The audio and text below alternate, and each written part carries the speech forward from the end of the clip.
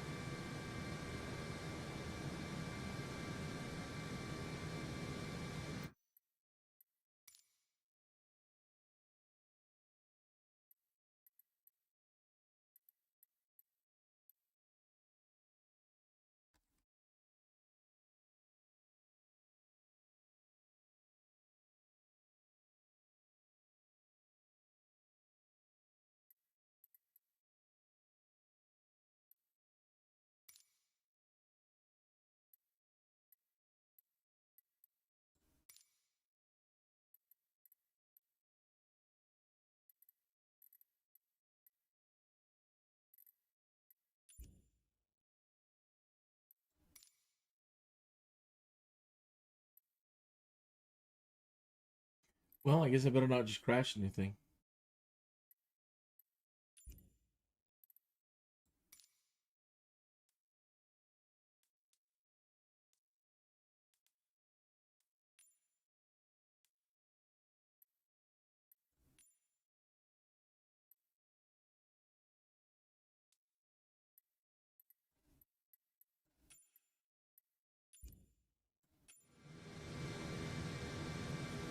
All right. Good morning, afternoon, or evening, wherever you might be in time and space. Kinneas here. Friday, Microsoft's doing their community fly-in, so having to start a little bit early. And I can't play the official Twitch stream. They use music in the background, and it's been causing copyright issues. So it's all from my perspective. And here we are in Paris, and if you don't have the details or need the details, quickly go over to the official forums under the community area. You can get the flight plan and all the details you need on how to get set up. You're going to want to be on the Southeast Asian server or Southwest Asian. I think there's only one Asian server, but you want to be on that. They're going to be taking off here in a minute. See, I can keep an eye on. I haven't seen their new stream pop up yet. They're still running the Grand Canyon run at the moment over there. But as you see, we've got planes all over the place, and not just here. There's already people in the air, people back there. Looks like they're getting their stream going right now. Yeah, commercials playing, it's clearing. By the way, TGIF. Hope you're having a great Friday so far, and I hope you continue to have a great Friday, and I hope your weekend is fantastic. They haven't launched just yet. It hasn't come up on the screen.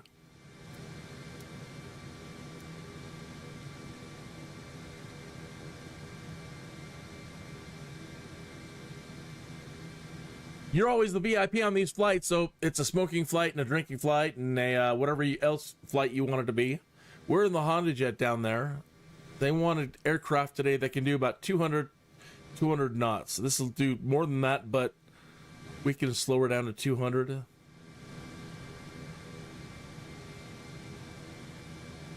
I think they ultimately wanted everybody in TBM 90s, but as you see, it's even the gentleman right next to me. We had the same idea on the jet.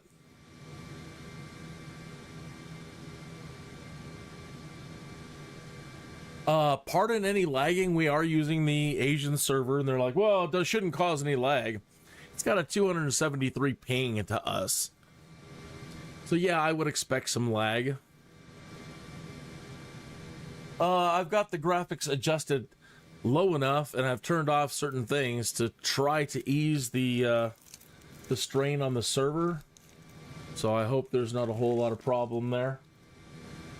They still haven't come up yet, so they're running a little bit late. Which is no problem. I don't care. Doesn't bother me none. I just like sitting here hanging out with you. You don't know what I'm talking about inside of this Honda Jet here. Oh, all quiet. Isn't this nice?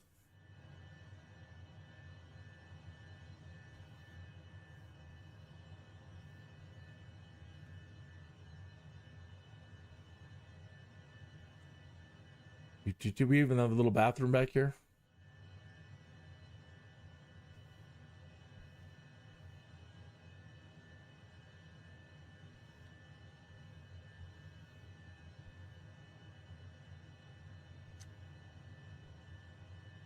They haven't launched yet.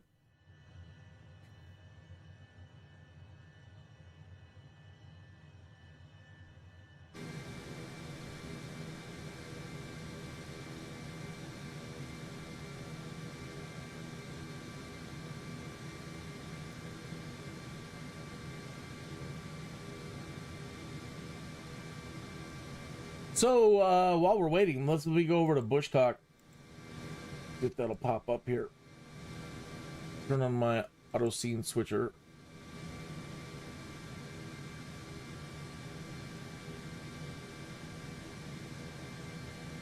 All right, so here we are just outside of Paris.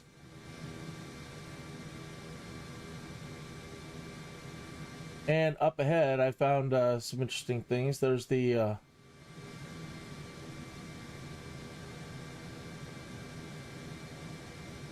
where's the Champs? Well, there's the Arc de Triomphe. Champs-Élysées. Right across the way here, the Eiffel Tower. So hopefully we'll be flying right over those. If not, we'll go ahead and make a quick little diversion. Let's see how she pronounces it. Champs-Élysées, right? The Arc de Triomphe de l'Étoile. No, not that one.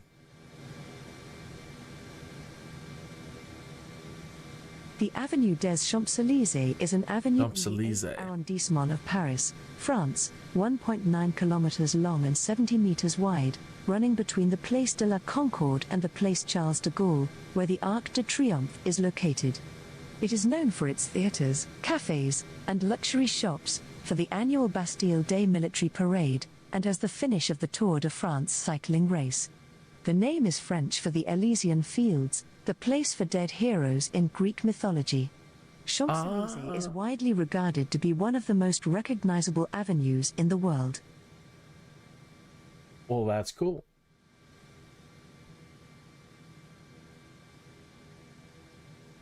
And again, looking at the map, we're over here where my mouse is spinning. Hopefully you can see that. And the Champs-Élysées, whatever. The Elysian Fields, right? Is that what she was talking about? They still haven't started yet. I'm looking at the Twitch. All the usual players are here. I'm starting to recognize names week after week, like Mojo Ryzen. He was here last week. The guys that fly these yellow jumbo jets, they're always usually here.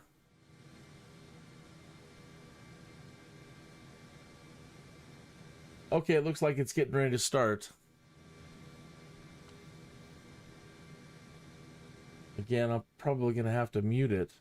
There they are. They're up on the screen, but they're not.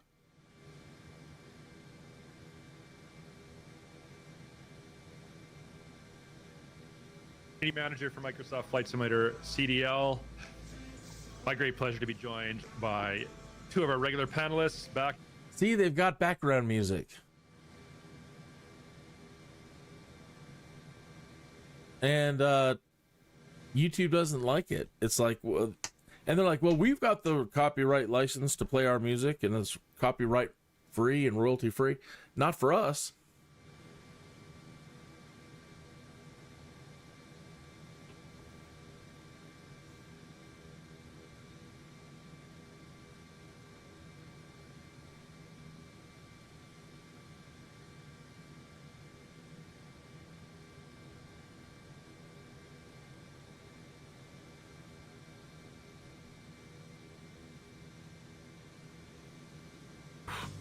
We got a long ways to go still. I'm restarting them.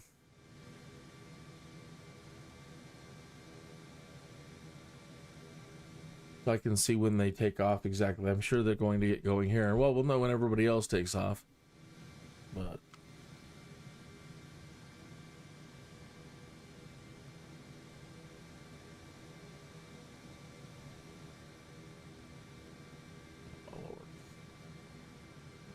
commercials. I apologize for the aggressive advertising too that YouTube has been putting on these videos. I've had to go in now on every stream and go to the editor and stretch them all out. They group them all into the first 2 hours.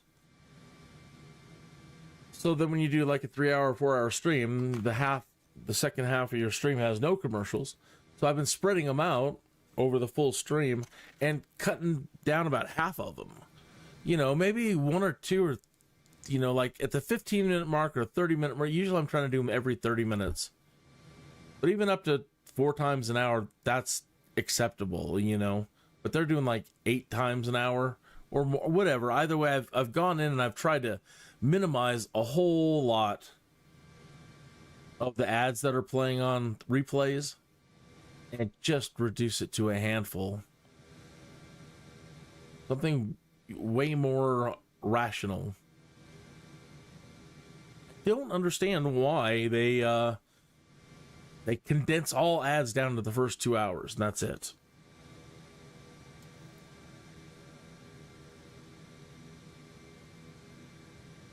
Oh, it looks like he's choosing a Honda Jet too. I'm looking at the lead guy. Oh, he's in a little tiny racer jet. Wow. And if you want to watch what they're doing from their perspective, you know. Somebody's in a Dune ornithopter. I don't see them yet. I don't know where they're... I don't know if unless they're behind us staging. Maybe they're on another runway. They've chosen to spawn on one of the runways elsewhere.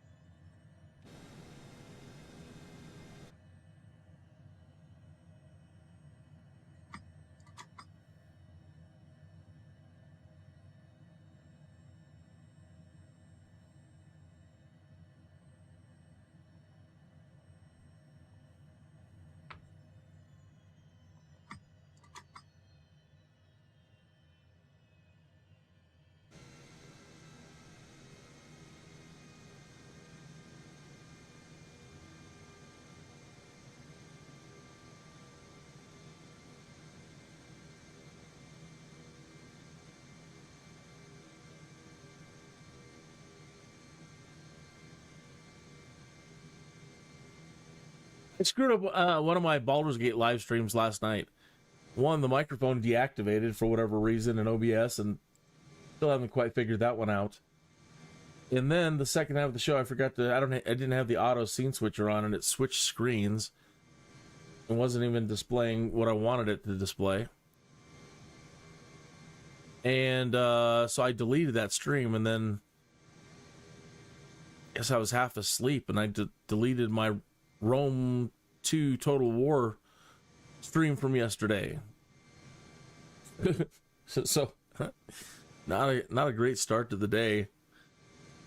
Need to put a sticky note on the screen here. I'm saying don't edit anything, don't delete anything until you've had 2 cups of coffee.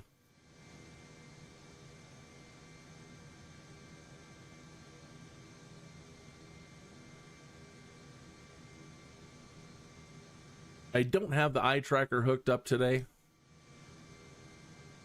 It's better for the DCS world and the fighting games. It's I don't necessarily need it. It's kind of neat the way my head bounces around, man, I tell you. And then I look at 2 screens. I'm constantly looking at 2 big screens that are side by side. So I'm always rotating my head to the side. So that would get annoying for you to experience after a while.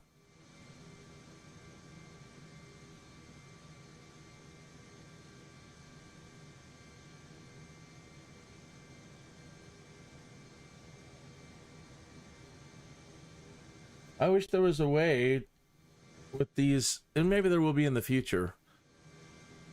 Everything's usually condensed into one encoding stream, so all your audio and video are all running through one pipeline, and there's no way to have separate channels. Maybe in the future they'll figure out a way to let us have multi-channel control, and so they might be playing music, but I don't have to hear it. That way I have no copyright problems.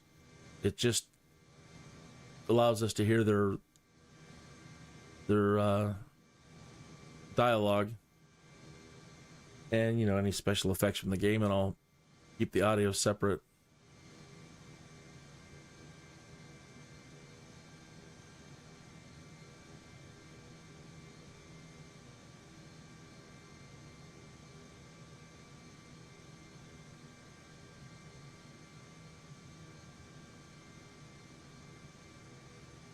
It looks like he spawned in almost, I want to say he spawned in behind us. Here he comes, right? No?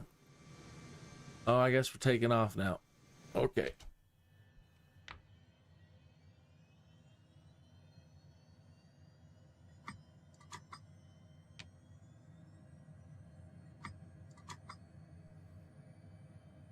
What's going on? Like we're not going.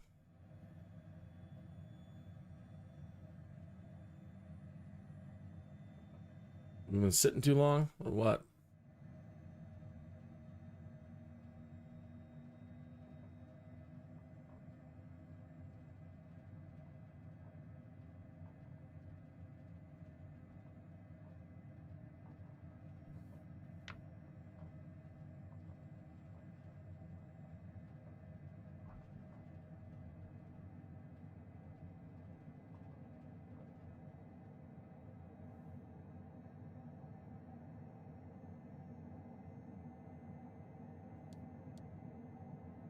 Autopilot on, it knocked out our stuff. We want this in nav mode, and we want flight level change. And we're going up a little higher.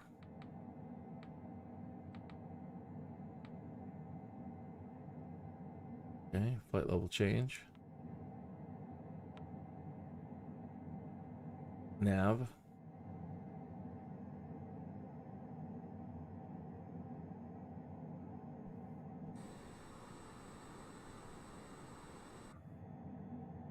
And we want to keep our speed. Yeah, and I don't bring that up, bring our gear up. The Paris Air Show is the largest air show and aerospace industry exhibition event in the world, measured by number of exhibitors and size of exhibit space. Established in 1909, it has been held every odd year since 1949 at Paris Le Bourget Airport in North Paris, France. It is a large trade fair, demonstrating military and civilian aircraft, and is attended by many military forces and the major aircraft manufacturers, often announcing major aircraft sales. It starts with 4 professional days and is then open to the general public, followed from Friday to Sunday.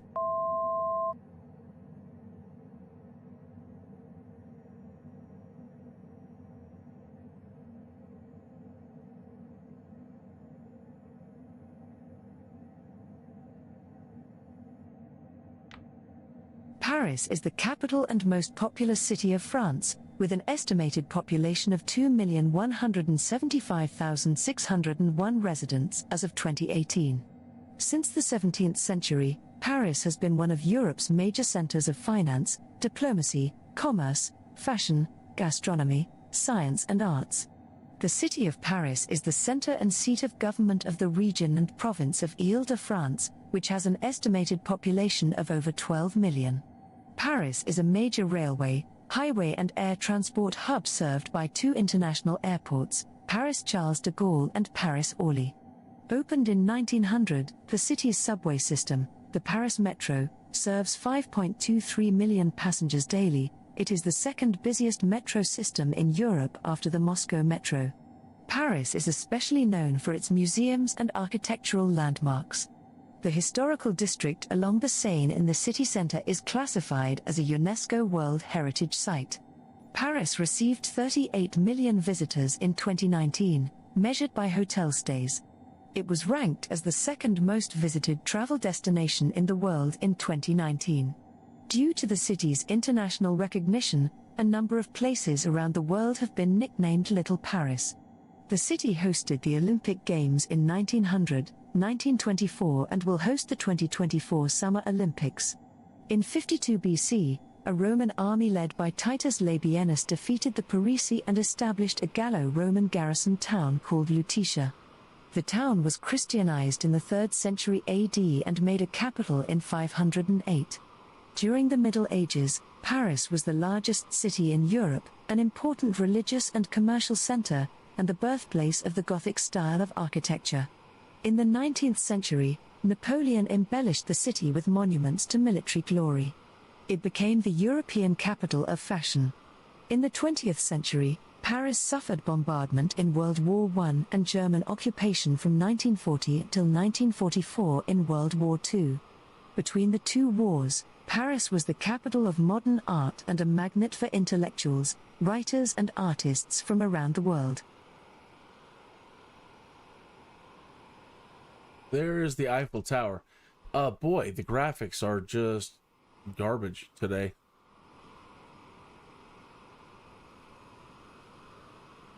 Are we on the flight plan? No. What happened to our flight plan? The Palais Garnier, also known as Opéra Garnier, is a 1,979-seat opera house at the Place de l'Opéra in the 9th arrondissement of Paris, France. It was built for the Paris Opera from 1861 to 1875 at the behest of Emperor Napoleon III. Initially referred to as La Nouvelle Opéra de Paris, it soon became known as the Palais Garnier, in acknowledgement of its extraordinary opulence. The Palais Garnier has been called probably the most famous opera house in the world, a symbol of Paris like Notre Dame Cathedral, the Louvre, or the Sacré-Cœur Basilica. This is at least partly due to its use as the setting for Gaston Leroux's 1910 novel The Phantom of the Opera. Another contributing factor is that it is the most expensive building constructed in Paris during the Second Empire.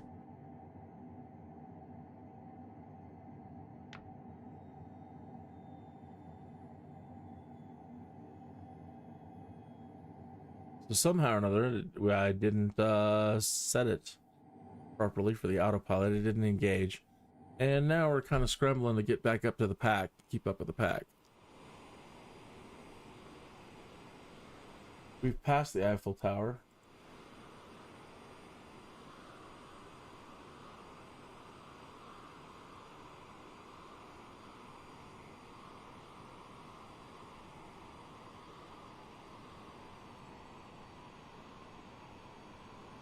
Very big. Very, very big. Very nice. I did Spain yesterday. Kind of haven't even finished Spain. Almost. About over 50% done. Just skirting the coast. And it's been nice because in the afternoon I'm also playing Rome Total War 2. And I am fighting exactly where I've been flying. And so seeing the land from Microsoft Flight Simulator's point of view is pretty fantastic.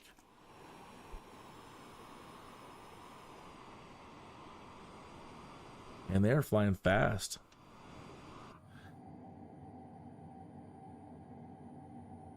And I should be able to overtake them. Should be. In this bird. We're already redlining.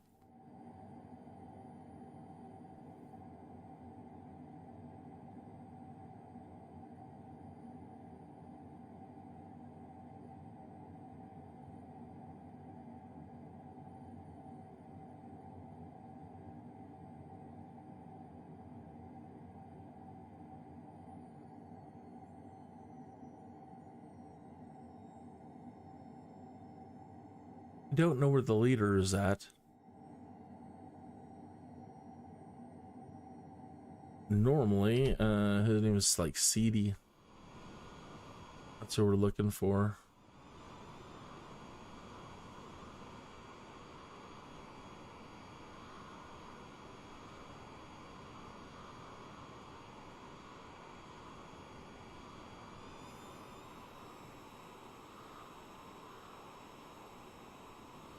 Spain has been super pretty. I really enjoyed the terrain. It's just like I thought it would be from watching old spaghetti westerns. There are some places, though, that are really, really, really beautiful.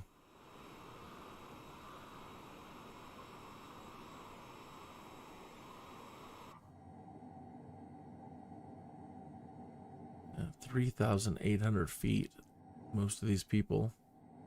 Let's bring ourselves up here.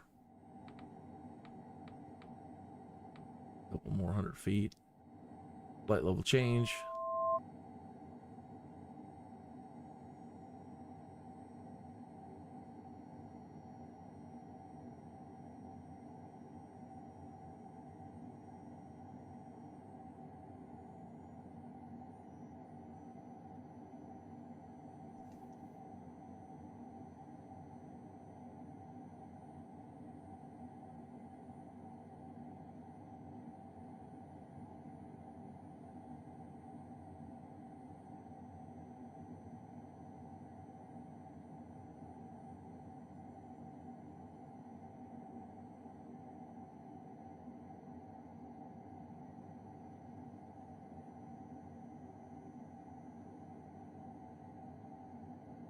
I may not have downloaded the Paris and France world updates, and that's, I think, trying to figure out why the buildings looked so horrible. It didn't even look good. I didn't download the maps, but that shouldn't be that big of a problem. Probably because I didn't do the world update. What do we have here? Really? That.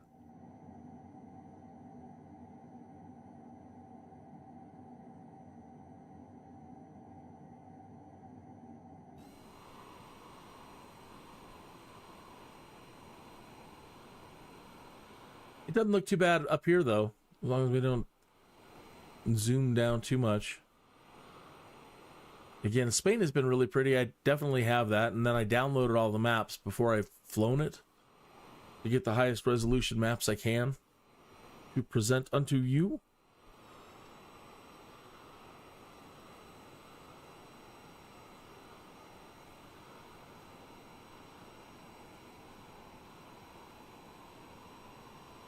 It looks like somebody, almost looks like somebody's filming me. Somebody else is in a Honda Jet. They're not. That's not me. It's one of the. I'm looking over at their Twitch. It's either Simtom or Peter or CD.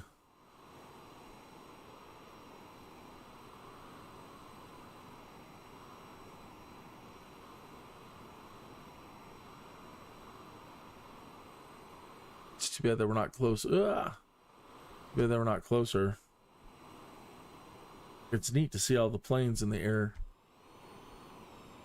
But they're going so fast, and right now as fast as I'm going, I still haven't caught up. Doing 270. We're only supposed to be doing 200 knots. You know, that's what they have printed anyway. That's what they're saying. We want everybody to fly the course at 200 knots so we can all stay together, and those guys are not.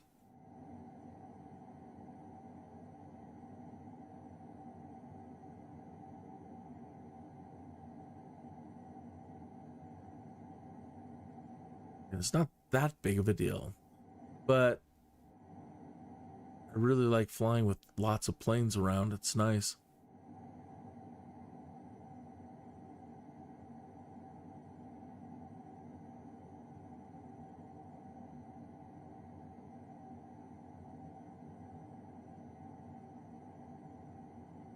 I haven't seen Hans or Henny all week. I hope they're doing all right. Hope everything is fine. That's they have to stop in, but I'm used to seeing them.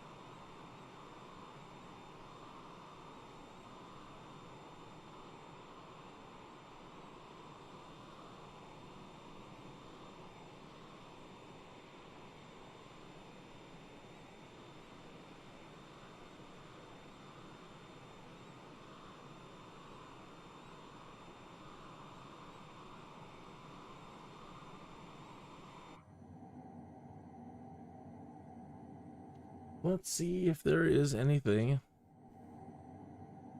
on our charts. Where are we? We're here. I'm surprised these didn't kick off. These last two. Chateau and an abbey. The next thing up here is this river, the canal coming up. The Canal de l'Eure, made necessary by the insufficient water supply for the Château de Versailles and the water features of its gardens, was designed for Louis XIV of France by his military engineer Vauban, based on preliminary surveys by Philippe de la Haye. The population of the town of Versailles multiplied by a factor of 10 during the first decade or so of the court's residence.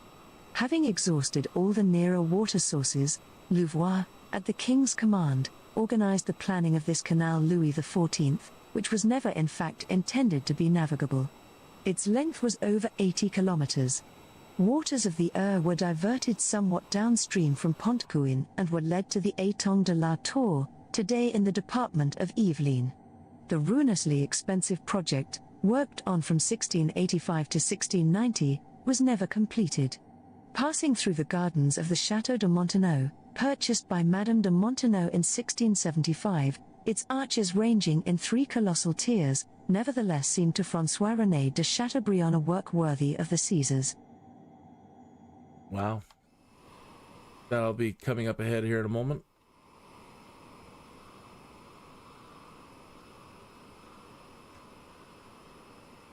Let's see if I can go in and get the environment to look a little bit better. Not lagging too bad.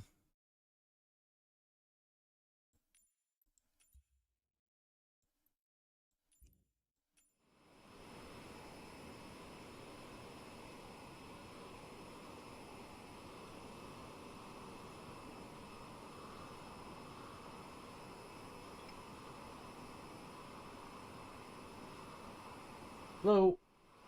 Hello, I'm at lunch now. Okay. Streaming. Of course. I'll call later. All right. Bye-bye. Bye.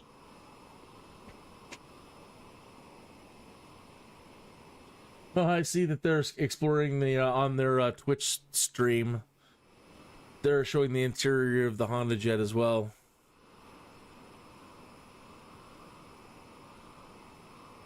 Somebody is.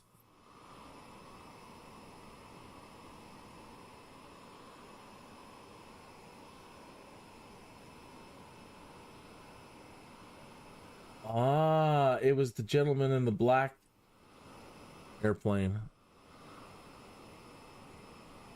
So he's up ahead of us still then. I was slowing down. I was doing 260 knots.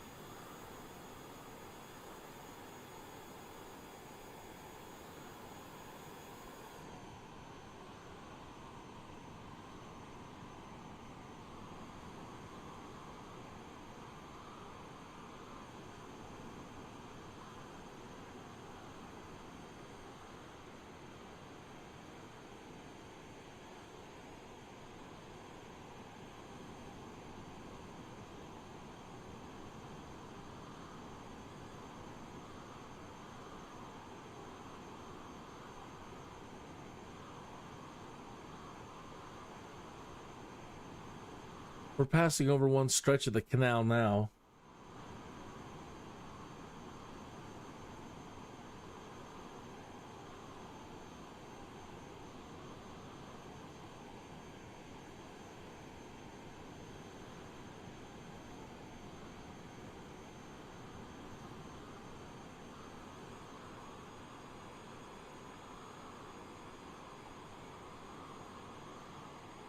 For the gardens of Louis the 14th.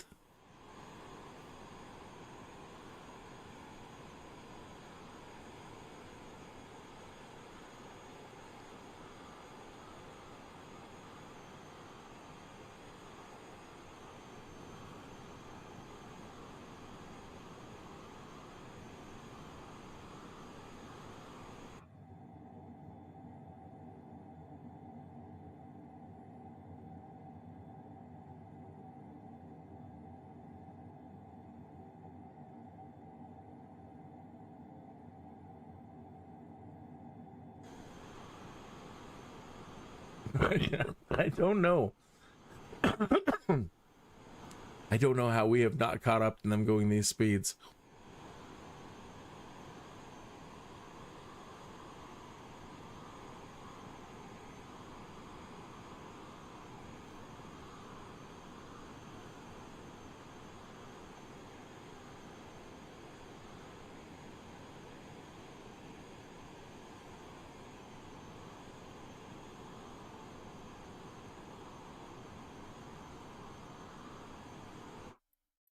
Just to be safe, I'm going to go ahead and turn off engine tolerance problems.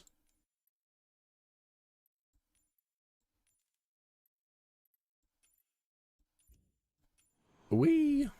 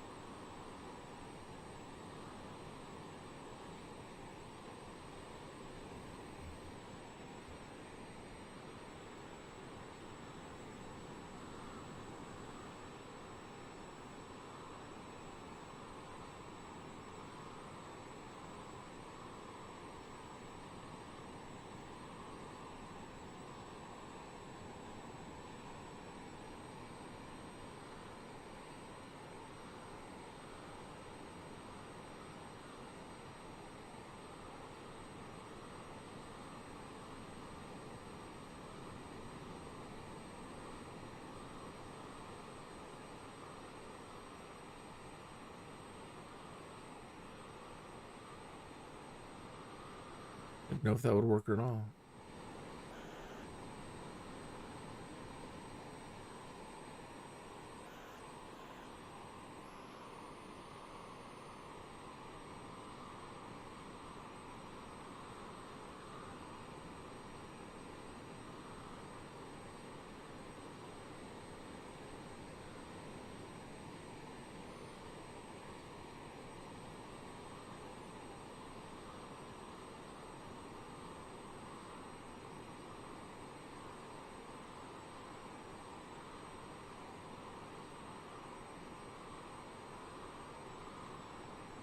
All right, well, now we're got some people behind us, some people. So that works using the speed up the simulator.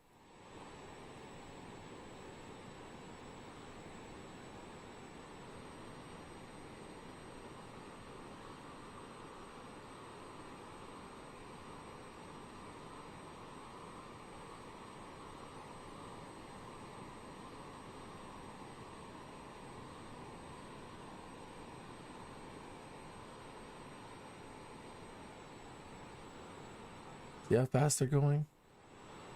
Crazy.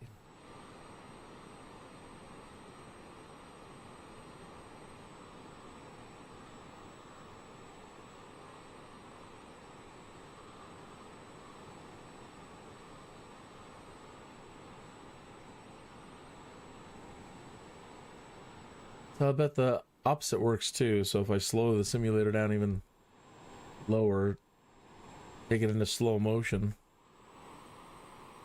these guys will all start catching up.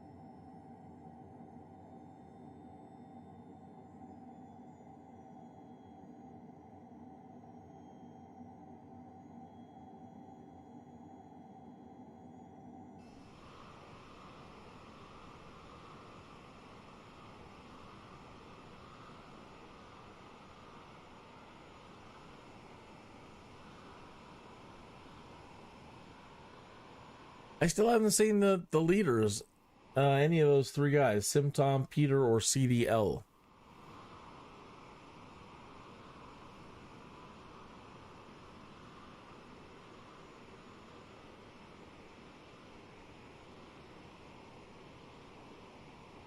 They've got that ornithopter with them, but I didn't see them up ahead. Maybe they are still.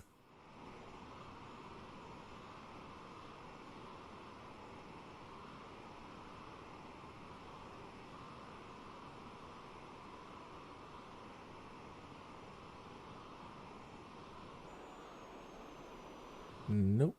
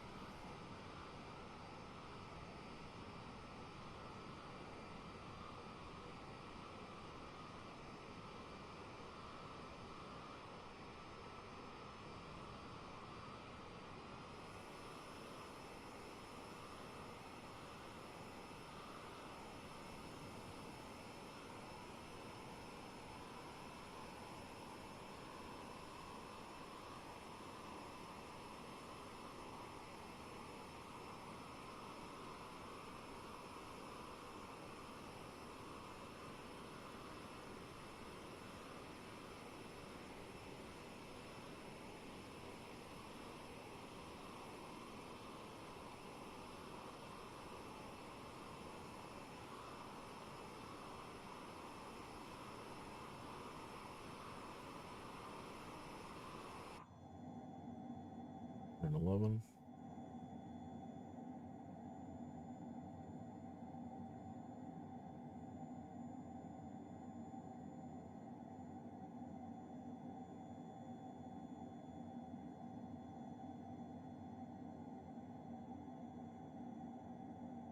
Even the guy flying is flying 250 knots.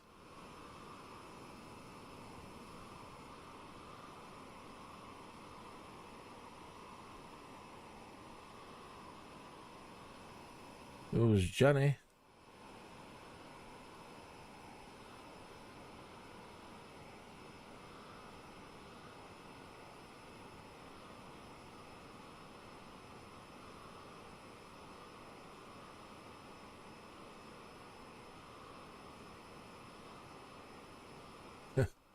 If he's rubber banding like that, that would suck.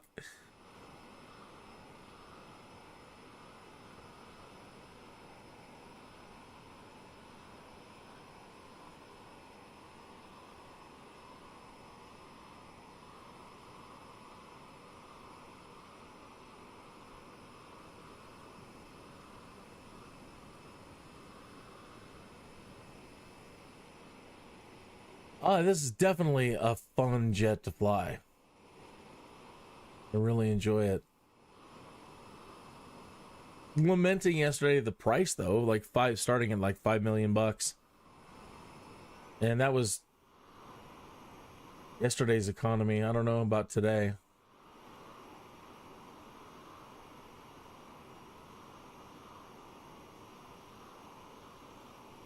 Probably like everything else in the last month, tripled. I'm still trying to work with Wix, the web host service. I'm really upset with them at the moment. They want to raise my web hosting, and I don't even have a major website at all. It's not major at all. It's just a portfolio, basically.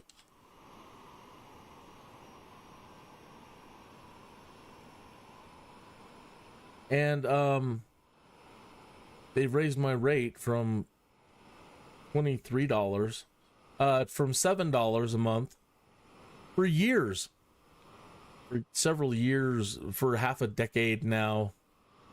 $7 a month. Now they want to go to $23 a month.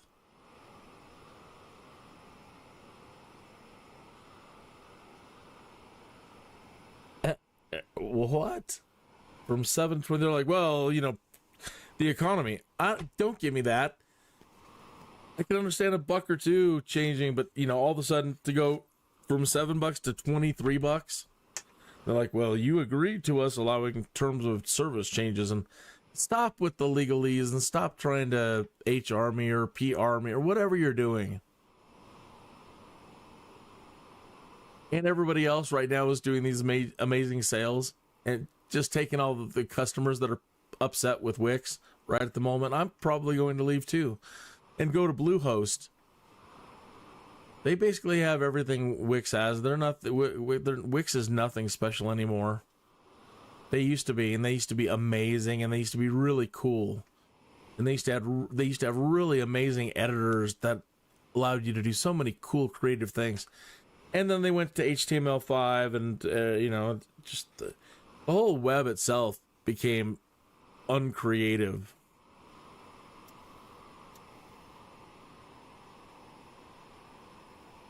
They used to always be so awesome, and they're just not now.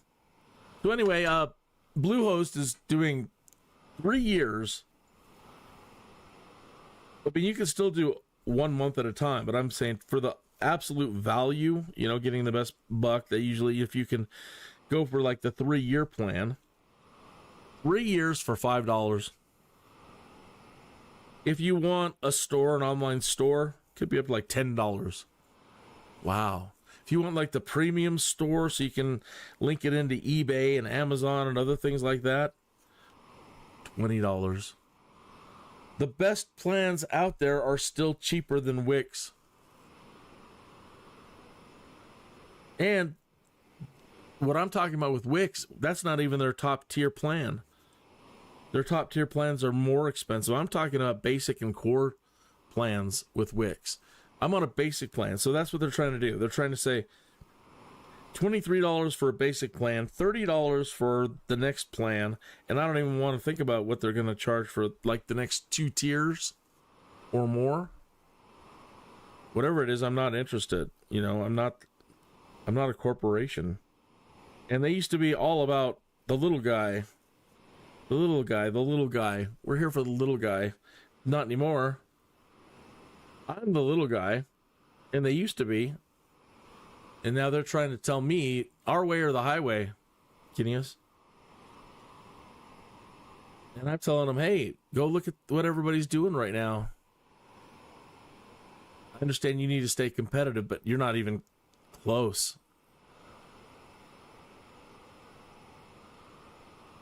I'm like, well, we'll offer you 50% off if you go up to the next plan. I'm like, but I don't need all that stuff. That's what I've been trying to tell you.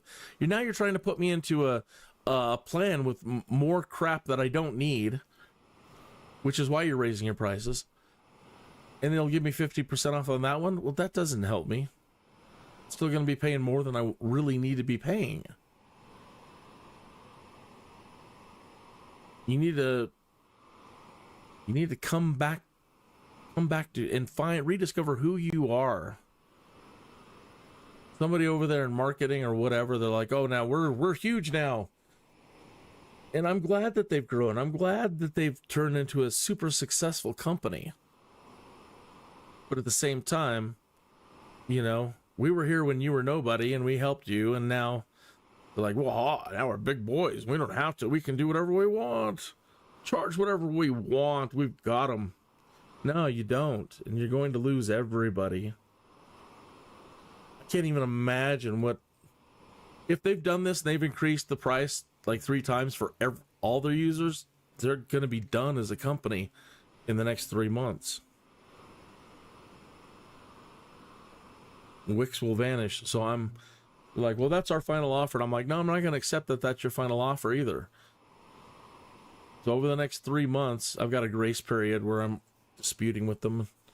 So over this next 3 month, this grace period, I'll keep asking you to, rediscover who you were, and keep working with you to try to find a solution, because I don't want to leave. I've been happy to pay for the rest of my life without ever saying a word. You'd have just left everything the way it was. $1, $2 or here, there, that's fine. That's cool. I don't care. A buck a year, raise it a buck a year. So in 10 years, then I'll start complaining.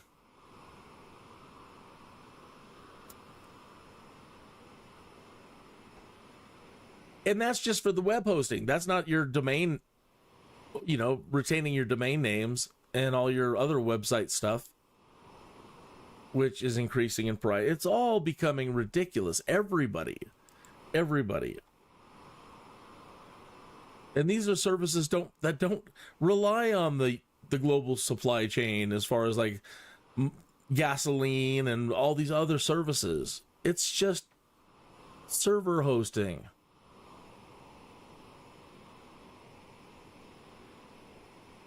I understand how their bills are probably going up, but I mean, come on, again, it's a ridiculously high jump in price. It's too much. There's no reason for it. They don't, their service isn't so amazing that they can command that price.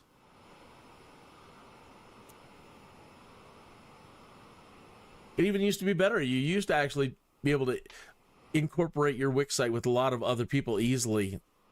And then those things like that went away. Flash went away. Creative editors went away. All they offer you is these goofy templates. Like, well, we have SEO, and so does everybody else. We have, come on.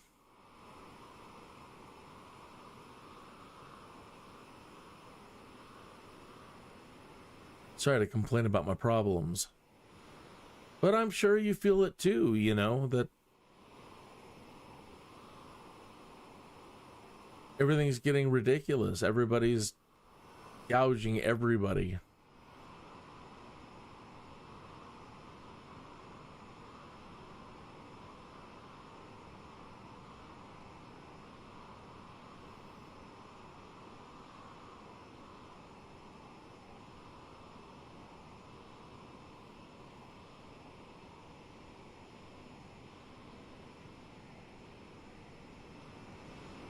Can't believe we haven't hit any markers out there.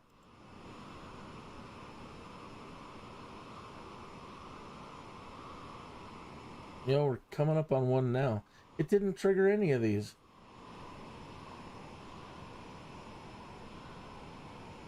There's got to be a way to set it so it's broader.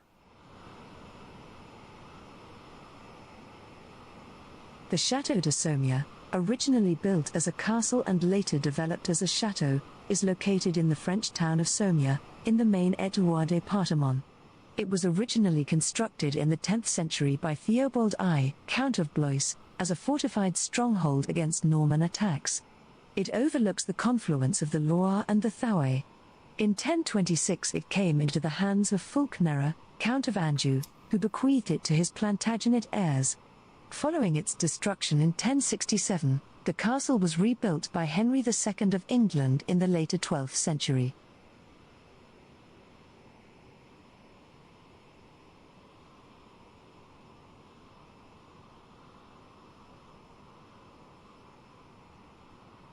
Well, that is interesting.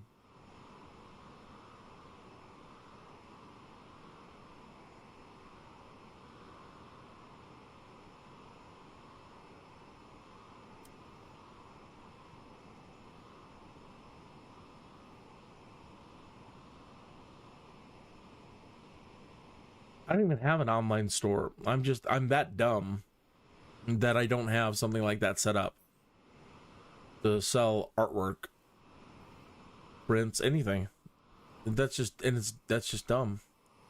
It's dumb of me to even pay for it. And then, again, it's just, The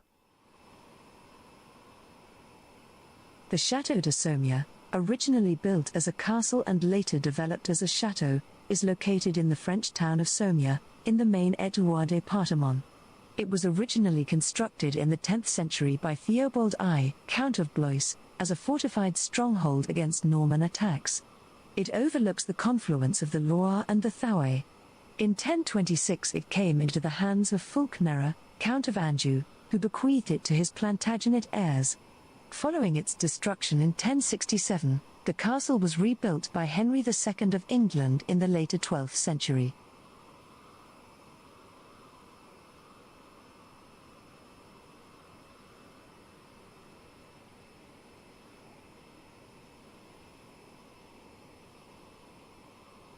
I don't see anything else all the way down.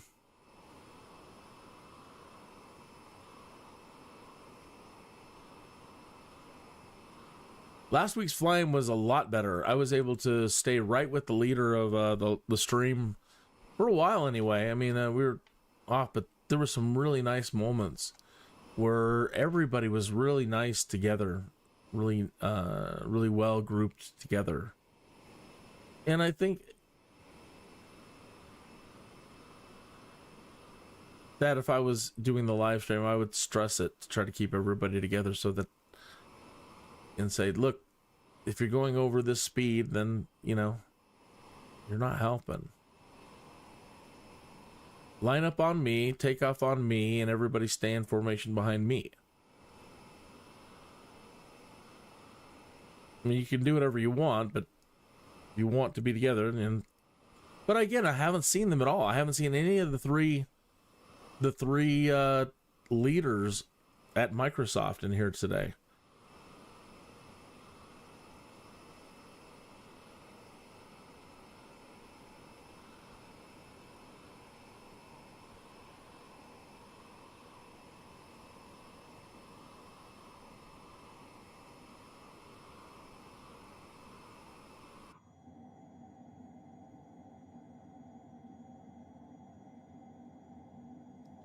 So I've been playing a lot of music from Arthur Yoria on my stream, and I'm trying to work with Arthur right now to figure out how to set up all his music properly on YouTube so that when I live stream any of it and the computer sees it, YouTube sees it,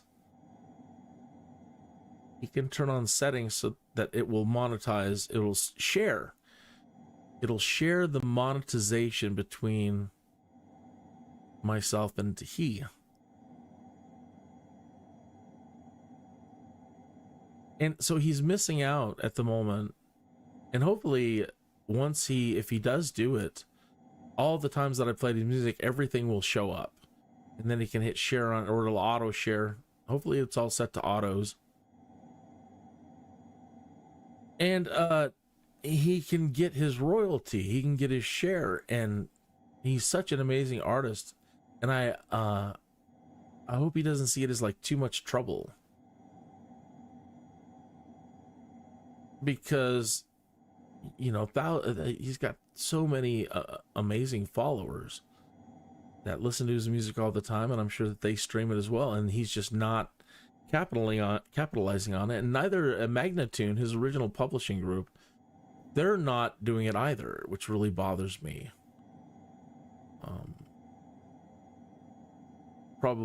Probably because they're like, oh my god, I can't believe the amount of work we're going to have to do.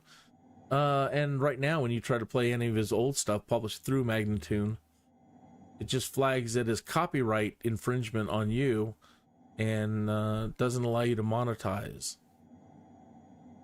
It doesn't share. And I think that's a problem.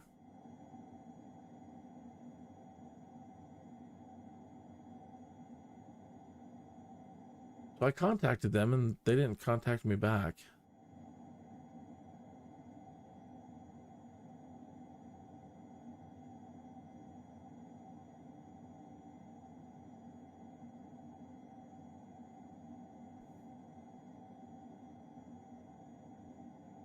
In the news today, somebody pointed out that they're saying it could take years to rebuild a bridge. And somebody pointed out, what happened to the United States of America? We built the Hoover Dam in 5 years.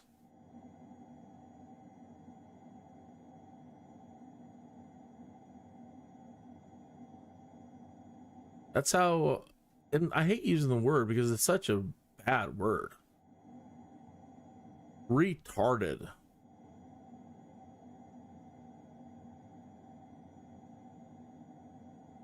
our government, and I went off yesterday talking about that as well, that our government is so incompetent. The people that run the government are so incompetent that they can't ever solve problems in an amazing way.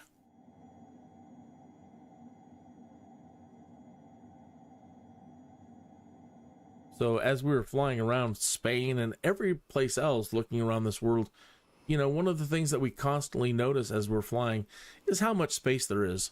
Truly. Truly, truly, truly, truly. It is a big planet. And I don't think unless you do a lot of stuff like this or travel and look out airplane windows, do you really fully understand how big the world is and how much space there is? When you look at the giant cities, you know, there's still such small footprints. The interior of the United States is absurdly empty. And so is most of Europe, and so is every place I've been.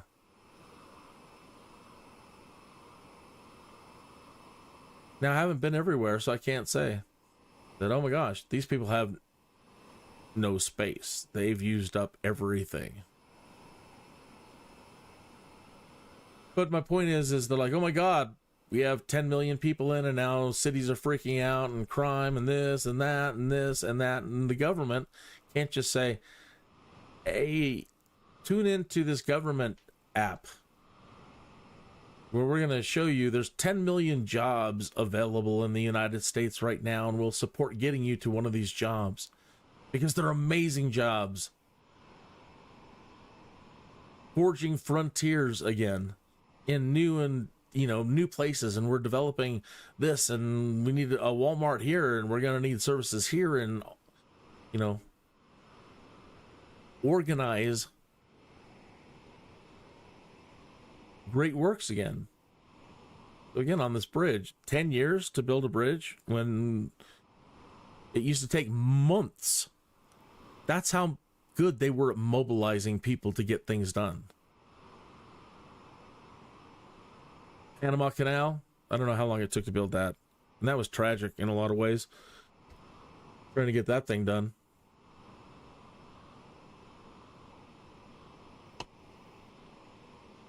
And yeah, so, yeah, that was in the news today. That just, so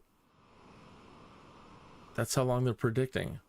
And it's going to screw up, you know, shipping. And again, now we go with so much, it was moving so much shipping and so many goods that it's going to affect prices in some way.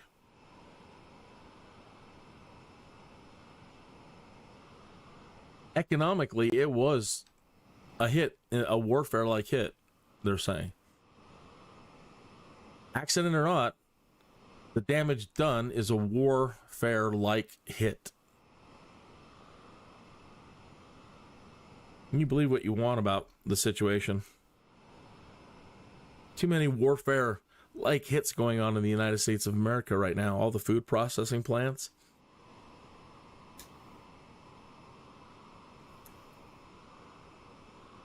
One a year, let's just say, but to have 18 or more food processing plants across the United States in the last half of the year. Really? What a coincidence. It's never happened before in like the 100 years before that. Maybe one never here, you know, whatever. Small statistic.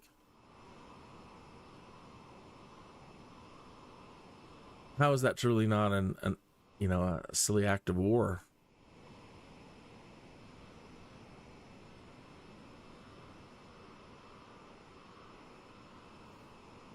But yeah, we just have the most ridiculous people operating the government. I like playing that Rome Total War game that I'm going to play this afternoon again.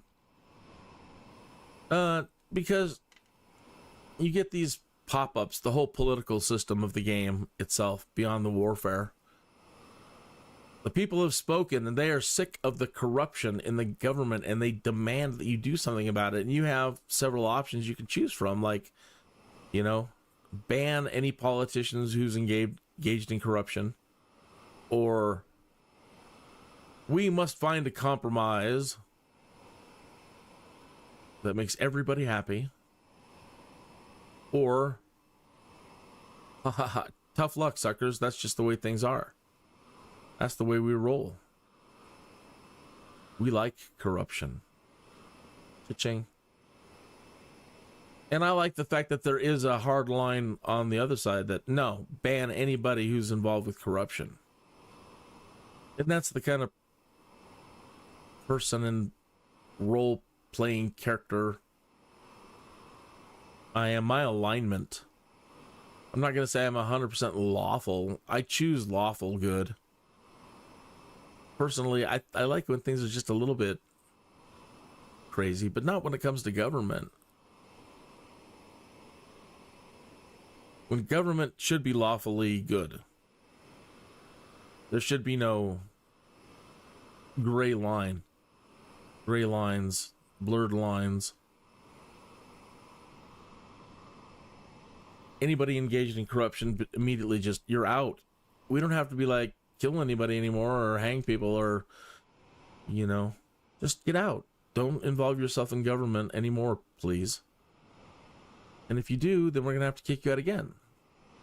Don't, please. You've proven yourself incapable of running things the way it needs to be ran.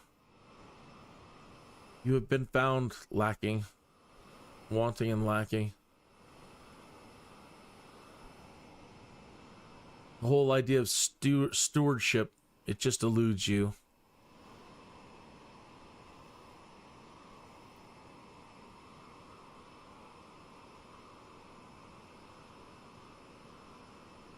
So we must do better. I hope your countries are all doing better. I hope you aren't ran by complete imbeciles. And the thing is, as the United States, we're so powerful because of the economic forces, the money that we can give to the government. It's frightening to think all that money and power to people that are just retarded. The worst. They're the worst stewards. This generation is the worst stewards America has ever seen, the way I see it. We had people in our government when our government was first created who would absolutely blow up at the idea of spending more money than we had. It was such a great honor and burden to be responsible with the taxes of the people. And so they would get, they would talk about debating, and this, the Congress people are like, I'm sorry, we can't do it. You people don't understand. That's money we don't have, and we can't. And so from the beginning, there's always been pressure to, spend beyond our means. And throughout our early history, our government history, there's been plenty of people that have been champions of, how dare you try to spend a citizen's penny inappropriately? And they just blow money left and right. They're just it doesn't matter anymore. They don't seem to feel that purpose. And we really need to reform. We really need to, with all this technology that we have, these apps that we have, we need more government apps.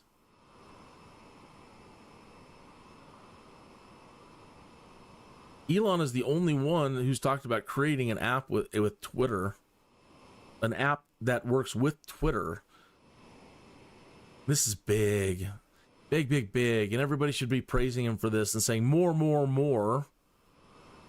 This app will, when a bill goes before Congress, the app will use the AI to break it down, the entire bill and everything in it,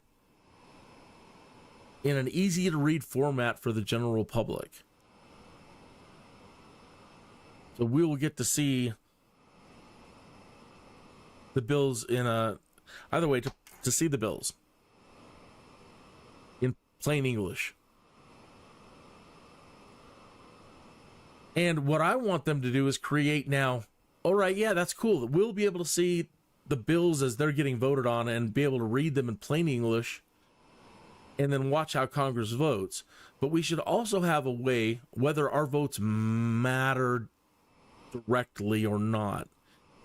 In this way, what I'm about to say, they will matter indirectly. All right, so let's say, okay, there's a bill before the House and it's filled with a bunch of pork and blah, blah, blah. And we see it now through the AI and can read it in simple language. And everybody in Congress wants to pass it. Okay? But we as the general public, using our apps, something like on Twitter, as soon as you're done reading it, you can swipe left or swipe right on a line item breakdown of everything in the bill. And that information should be seen by us and by Congress at the same time.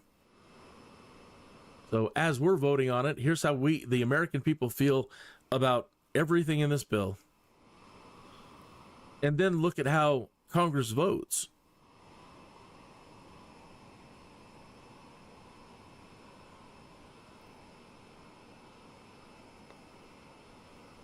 And I think if we had something like that, people would realize just how out of whack our government is. We're not participating. We have no way to participate other than like old school ways. And I mean, come on. 2024, AI, high tech, computer, web, Wi-Fi, all this stuff that we have, instant communications, faster than instant communication.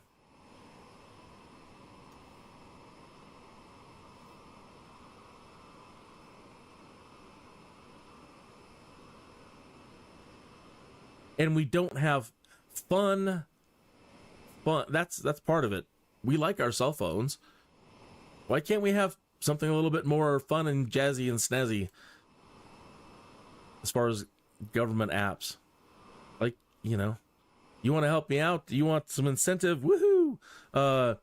If you involve yourself in the government app and participate, then for every, 10,000 hours, then you get $1 from the treasury, something like that. I mean, there's lots of ways we could make it a little bit more fun, not so dry. But we need a way to interact and see how the American people feel on everything going forward, and keep an eye on how your people are voting, our people are voting. And again, I think that we're going to see that they're not at all. And we need it up and down. We need from our state, our city council, everything up. We need a lot more happy government apps where we can have a voting say in everything to compare to what they're actually doing. A much better ways of auditing. And I am certain at this moment that a QuickBooks Pro AI would do a better job of balancing the budget than the government.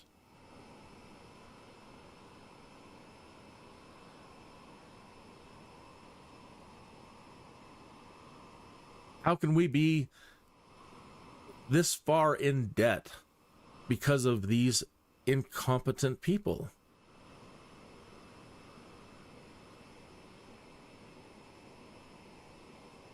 That's the greatest, throughout time, that's the greatest national security risk there is, right?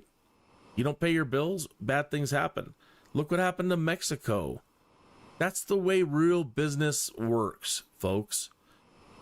Like in Game of Thrones, the bank wins. And you saw them appear in Game of Thrones, and then, they just kind of forgot about them, so you would forget about them. But it still remains. The banks and the laws governing all that control everything. So if the United States defaults on its loans, foreign powers can take over your country. And we're so shady about everything I mean, it's probably being done right now to us.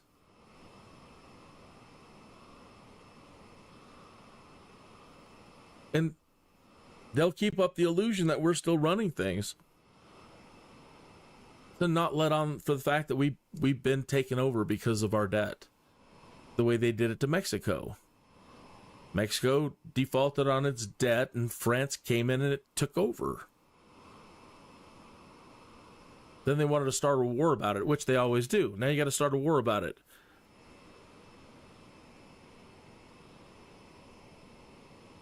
It doesn't matter. At the end of the day, you defaulted. Doesn't matter how many wars you want to fight about the silly thing and kill all your own people for debts that you've incurred. When at the end of the day, it doesn't matter. In the long run, if you owe the bank, you owe the bank.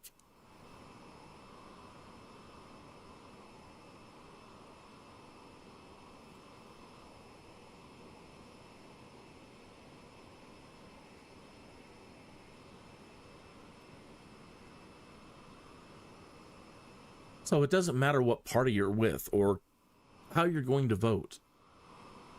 I don't care. What I do care is that you keep an eye on your people. Just because you're like, well, we're better and I trust my people. That's dumb. That's ignorant. We're all taking it in the shorts right now. And you understand the whole uniparty concept. And since 1974, it's been a uniparty. It's been an illusion of us versus them versus us. It's an illusion.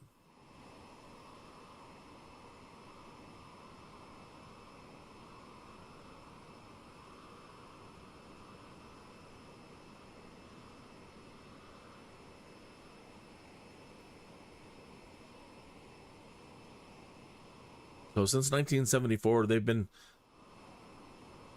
playing lords and ladies really loosely with the country and securing themselves rights that they shouldn't have, and constantly giving themselves raises, and they just love it. The power and the money, and they just love it. And you can understand that throughout human history. That's just the nature of greed and corruption.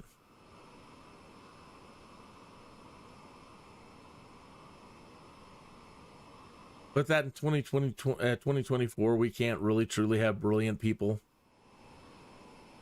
running the government. It is probably better to turn a lot of it over to computer systems in some ways. What we really need to come together as and they don't talk about this a lot because they don't want us knowing about it. The Convention of States power.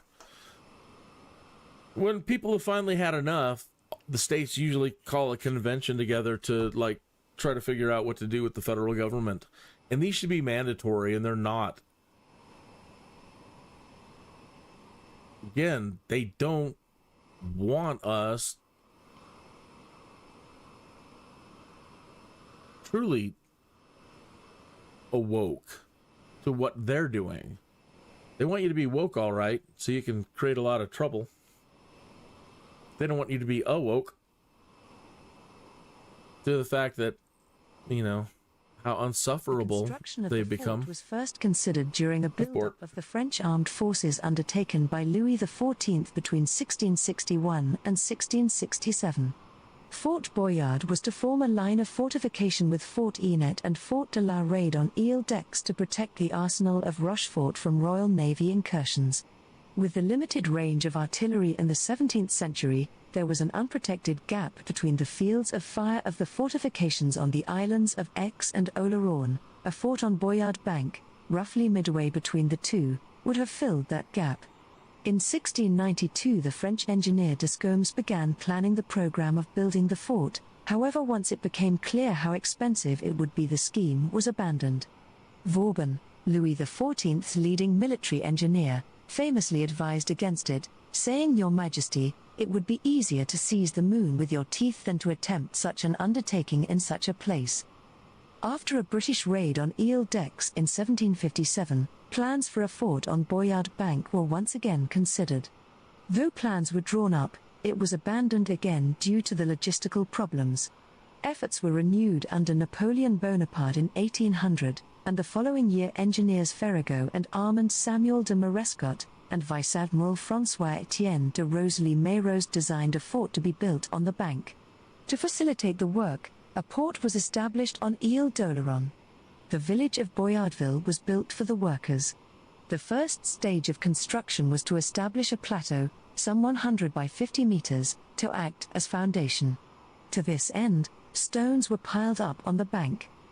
It has been used as the location for the filming of both the French and international versions of the TV game show of the same name since 1990, and was also the location for filming The Last Adventure, starring Alain Delon, Lino Ventura, and Joanna Shimkus.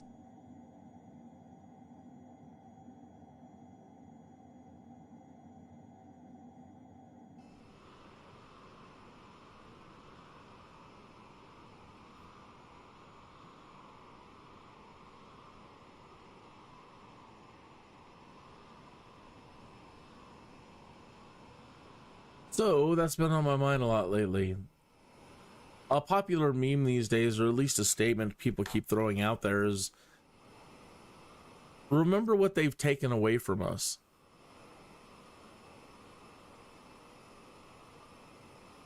So when I was a young kid, probably around the 1970s, early 70s. Okay. And the best I can say is if you're new to this planet, you weren't around in 1974, go find a menu for McDonald's and Taco Bell and restaurants.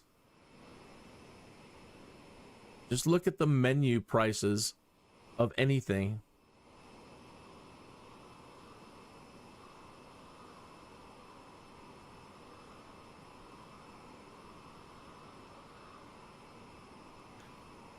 A very popular TikTok and video that people are putting out these days is the young upset people posting videos and crying and how they can't afford anything. They have to work 3 jobs, and that doesn't cut it. Nobody can afford to live right now. And that's sad. Usually people are making fun of them. Yeah, kid, welcome to the real world. No, that's crap. Stop saying that. Yeah, if you work really hard and have 3 jobs and you're really trying to get ahead, that was the way to do it. To just work your ass off. But that was to climb the ladder. Mostly for an average job back in the 70s and 80s. Just an average job. Any job, for the most part, could help you at least afford to live and have a place to stay, and have a couple, have some nice things, and live comfortably, basically. Now, on a 2-person income without kids, you used to be able to live lavishly. They used to say, they used to have a term for it. Like, 2 unmarried people, you guys get to live the life of luxury. You have so much money. Not anymore. 2 people have no choice but to become roommates and then struggle to stay alive and have halfway decent things. Just pay your bills, your phone bill, everything bill. Then you bring kids into it. Oh my God.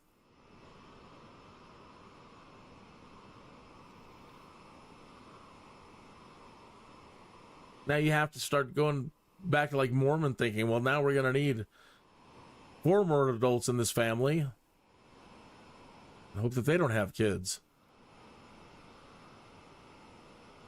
What? It's ridiculous.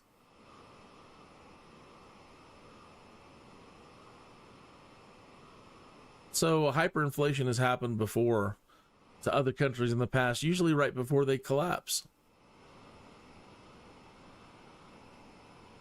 I had always believed that America would never have problems and be one of the first countries in history to defy history. Because the historians are so smug, they've already got it mapped out based on what's happened in the past. They've already declared that we're done. Honestly, the historians have already predicted and declared us done. We're done. America has collapsed. It's a democracy now. And it's falling into anarchy quickly.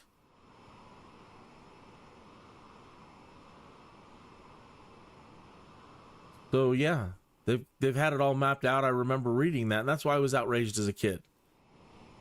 They're like, America's already done. 200 years, you're done. I'm like, no way. I'm learning about this now, and if every other kid is learning this, we're going to make sure that America's the first country ever to defy history. We won't make the same mistakes. We're that great. We can do anything. And here we are doing exactly what they've said. And somebody brought up an interesting point the other day. They were making an observation. They're like, all of my friends who are extremely talented and should be working and should be millionaires growing up, they're all working like crap jobs. And all the people that were the mediocre, run-of-the-mill, those people are now all in charge. You know, this whole affirmative action over merit-based achievement.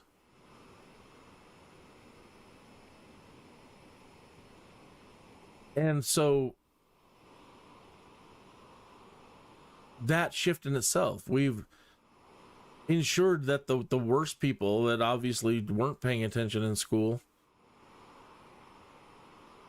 get all the really good jobs and then just mismanage everything. And that's what's been going on.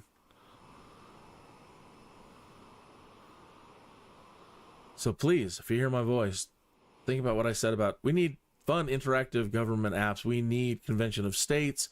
We need to figure out how to wrangle our government in.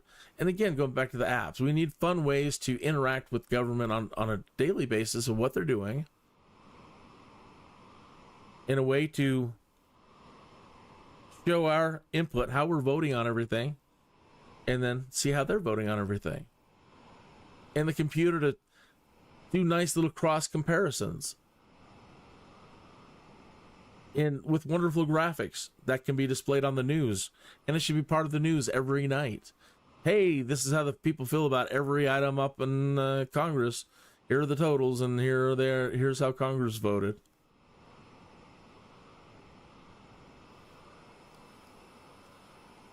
Instead of all this biased politics,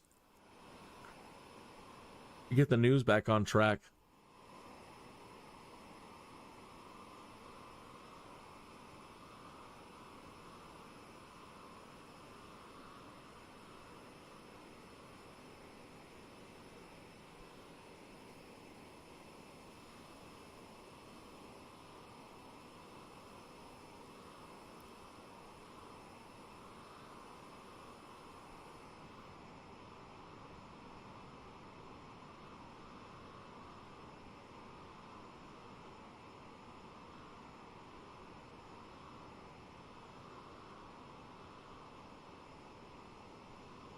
So Germany hyperinflated before he got, he pushed them into war.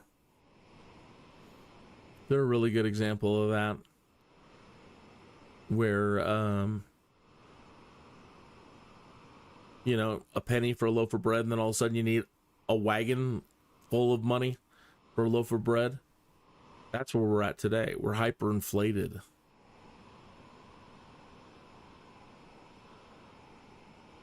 And they try to tell us, well, inflation is a natural part of da-da-da-da-da.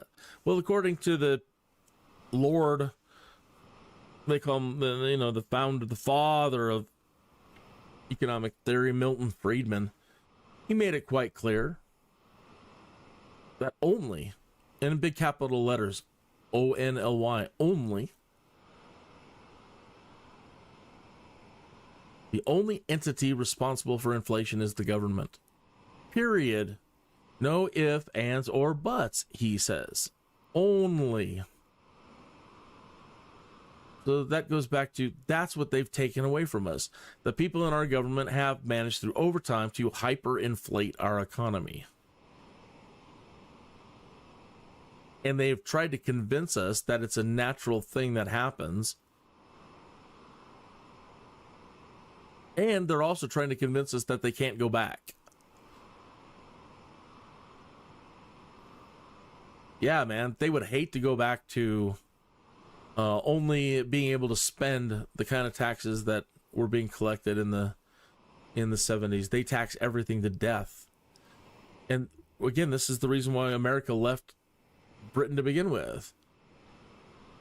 A tax upon a tax upon a tax upon a tax. That's another popular meme right now. I'm paying taxes on something I paid taxes on, which I already paid taxes on, which is getting taxed over here. Just this idea that as you're moving your money around, there's a constant tax on everything. Out of control, folks. When they have that much stupid money coming in from the United States citizens, and then put us this far in debt, when they make the kind of money that they make from us, unbelievable.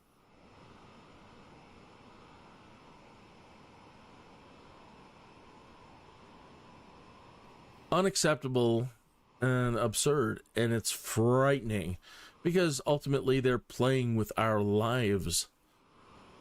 They're sitting up there being lords and ladies, and we're seconds away from wars that could take out thousands and thousands and thousands of us for them. For a handful of people. Let's say even just a couple of hundred people will kill all the rest of us.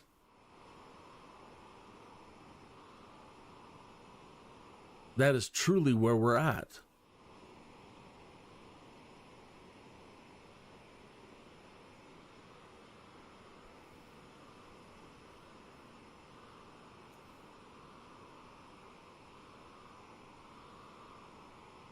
I don't understand why anybody in their right mind would flee to the United States or try to be coming here. That's another part of retardation I don't get. You're retarded. Why? Why would you leave a place that, it might be a little rough and Wild West, but you don't have all these laws and regulations and, you can still create and do wonderful things. Anyway, coming here, why? You won't be afford to live, and all you're going to do is, again, because the government hasn't put together... Bordeaux. Gascon-Occitan. Bordeaux is a port city on the Garonne in the Gironde department in southwestern France.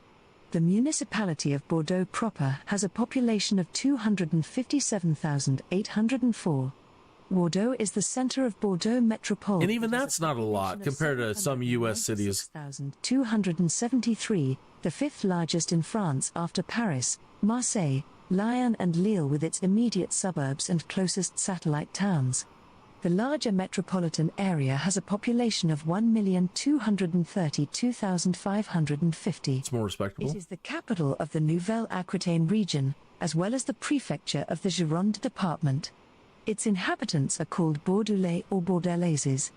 The term Bordelais may also refer to the city and its surrounding region. Being France's most prominent wine region, with 3.37 billion euro turnover, it is both the center of a major wine-growing and wine-producing region hosting the world's most renowned estates, and a prominent powerhouse exercising significant influence on the world's wine and spirits industry. although no wine production is conducted within the city limits. It is home to the world's main wine fair, Vinexpo, and the wine economy in the metro area takes in €14.5 billion each year. Bordeaux wine has been produced in the region since the 8th century. The historic part of the city is on the UNESCO World Heritage List as an outstanding urban and architectural ensemble of the 18th century. After Paris, Bordeaux has the highest number of preserved historical buildings of any city in France.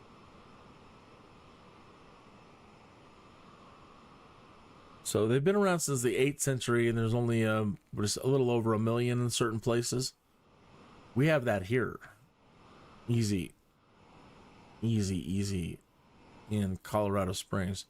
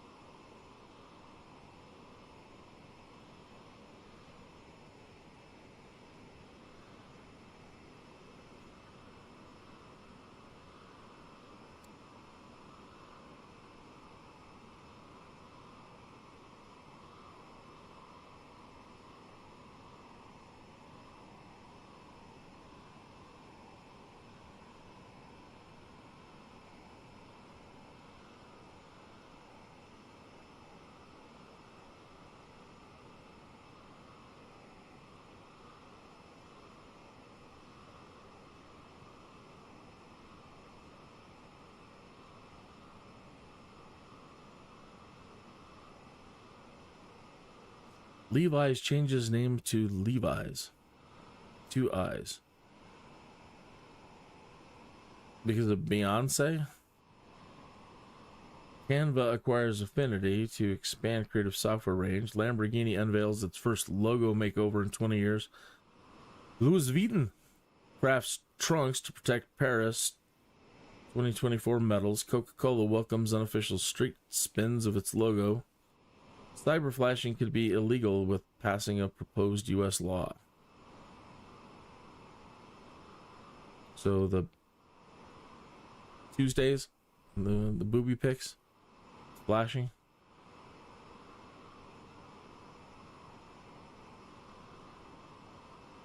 Each court has updated their policies.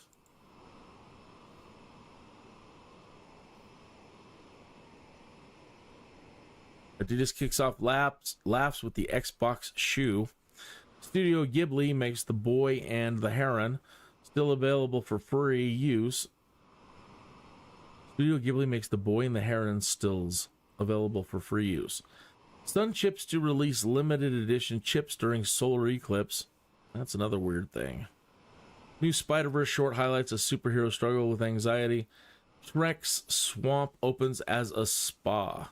Infamous Titanic door reaps over $700,000.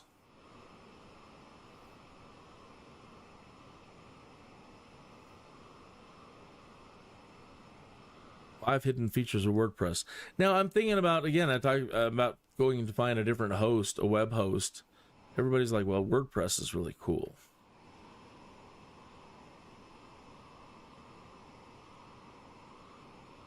U.S. government creates comic books to fight election disinformation. Why the Simpsons characters are yellow. Instagram founders killed a new news app, somehow still running. Liquid Death now sells corpse paint makeup. Mad Libs for ChatGPT helps you generate the perfect prompts. How to check if your solar eclipse glasses will actually work effectively.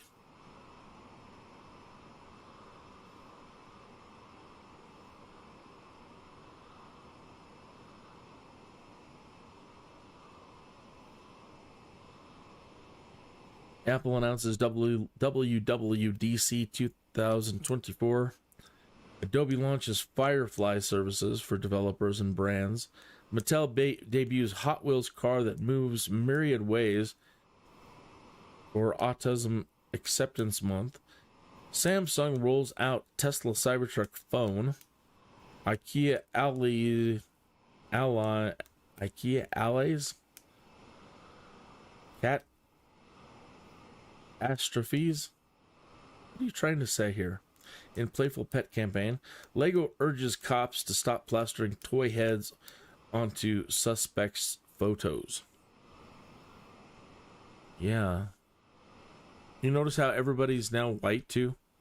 That's all I see is all these crime photos posted. And it doesn't matter what the color of the criminal is. They're all being labeled as white. Ah.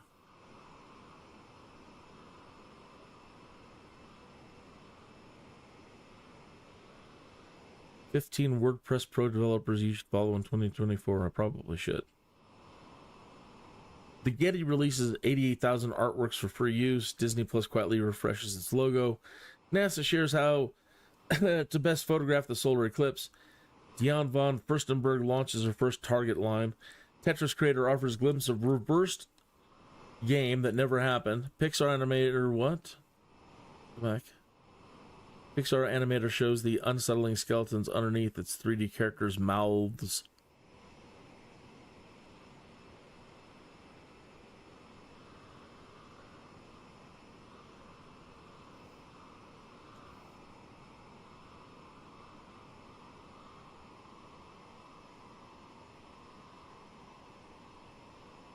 Exercising a pill mimics effects of working out without lifting a muscle.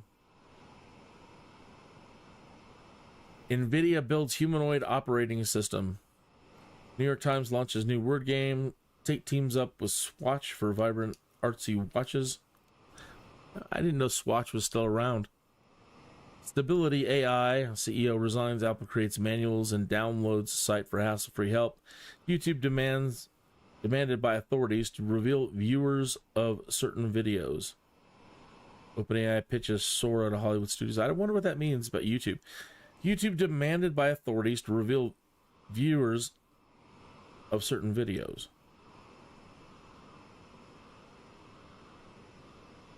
I don't know what that means.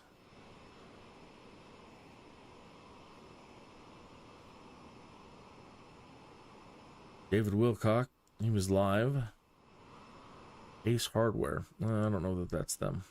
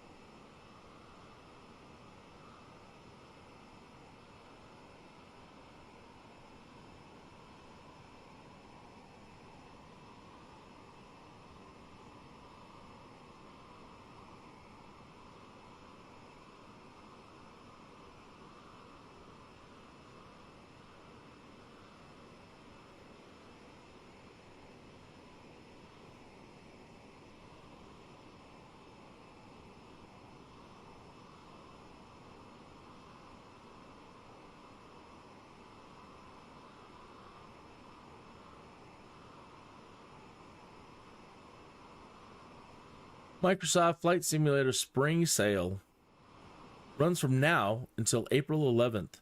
You can save up to 85% or on more than 2,250 marketplace items. Really? It's too bad we can't check out the marketplace from in here. They have this cool camping set. I know it's silly. It's silly. It's a role play set. It's not even a role play set. It's just a set. So basically, once I land the plane, I can deploy my campsite set. And then you have a number of tents to choose from. You have a number of camp item assortments and fire pits to choose from. And you even get pets. You have like 7 types of dog that you can choose from.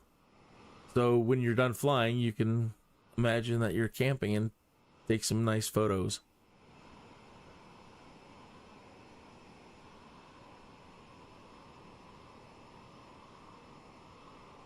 I'm looking over at the stream, and I don't know where these guys are at, but I'm looking at one of them, and he's landing. I don't know if that was the airport we were just at. If so, they're way behind, and everybody here has just been flying like idiots as fast as possible. We are supposed to be done, though, in less than 30 minutes or so. Oh, less than like 15 minutes. But I don't see how. Well, yeah, maybe so.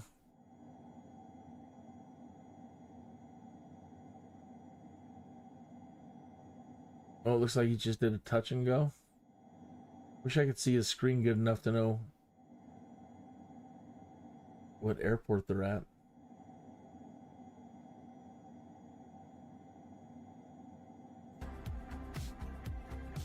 Dang their music.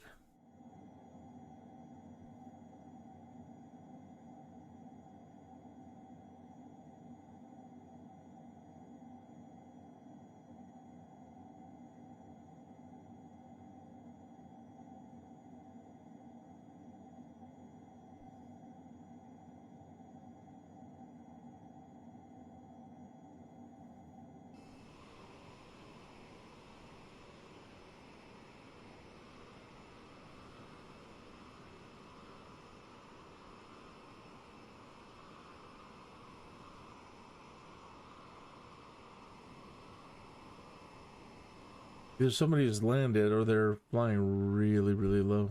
I think they've landed. But they crashed in those trees down there.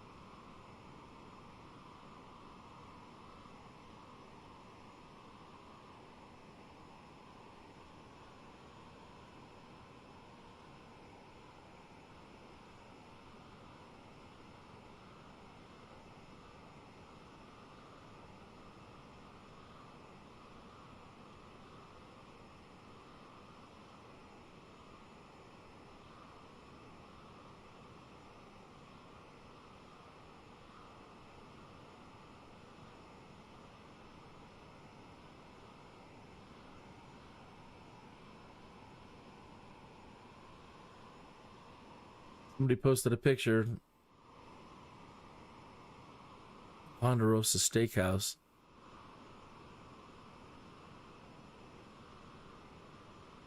Steak dinner like $13. So these are newer prices. Seafood platter, $10 to $13. So yeah, and those prices were pasted over. They used to be lower.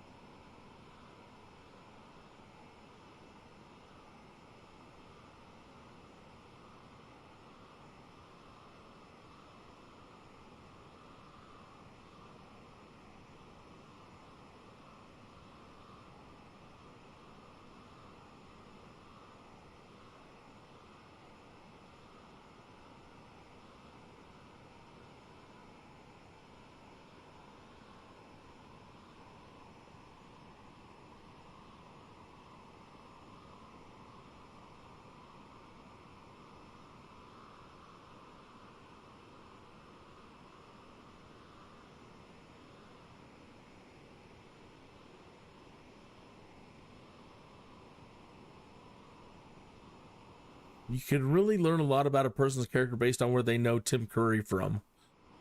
I mean, what they know him from? I guess where, but what I think would be better.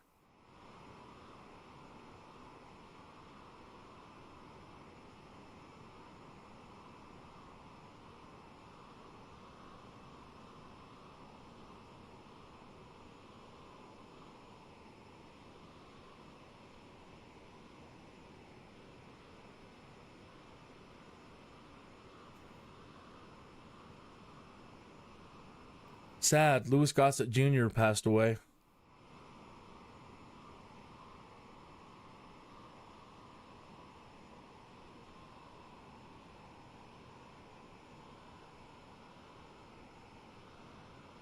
I liked everything I saw, man. The one that stands out is Iron Eagle. Iron Eagle, when he played Chappie. I don't know how many of those Iron Eagle movies that they made. Maybe one or two. But I remember him from at least number one.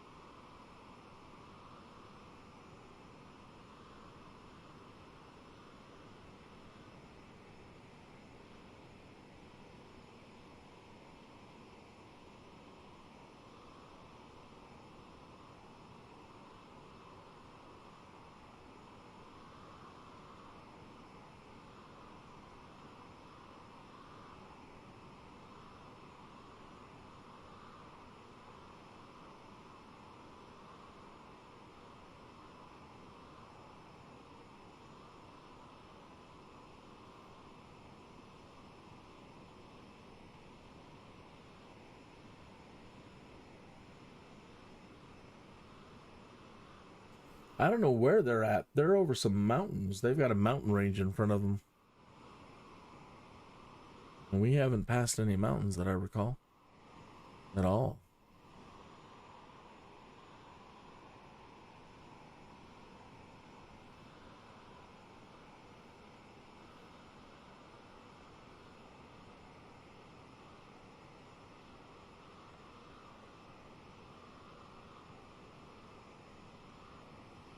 Again, unless they're way out there already, somewhere.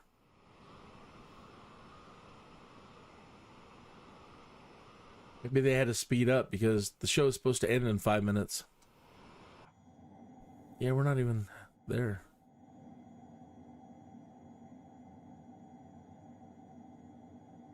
Yeah, and this big... So they're already flying into the mountains. How in the world? Shenanigans, I tell you, shenanigans.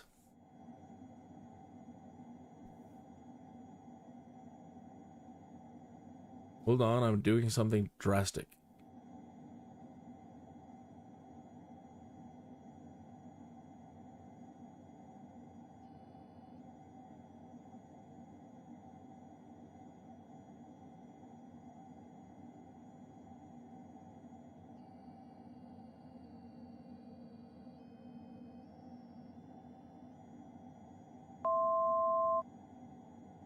Really, the plane's flipping out.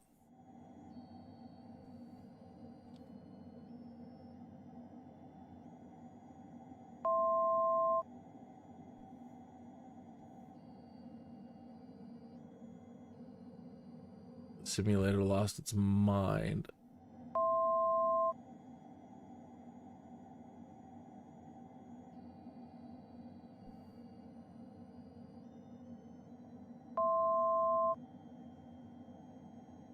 Yeah, it's freaking out, man.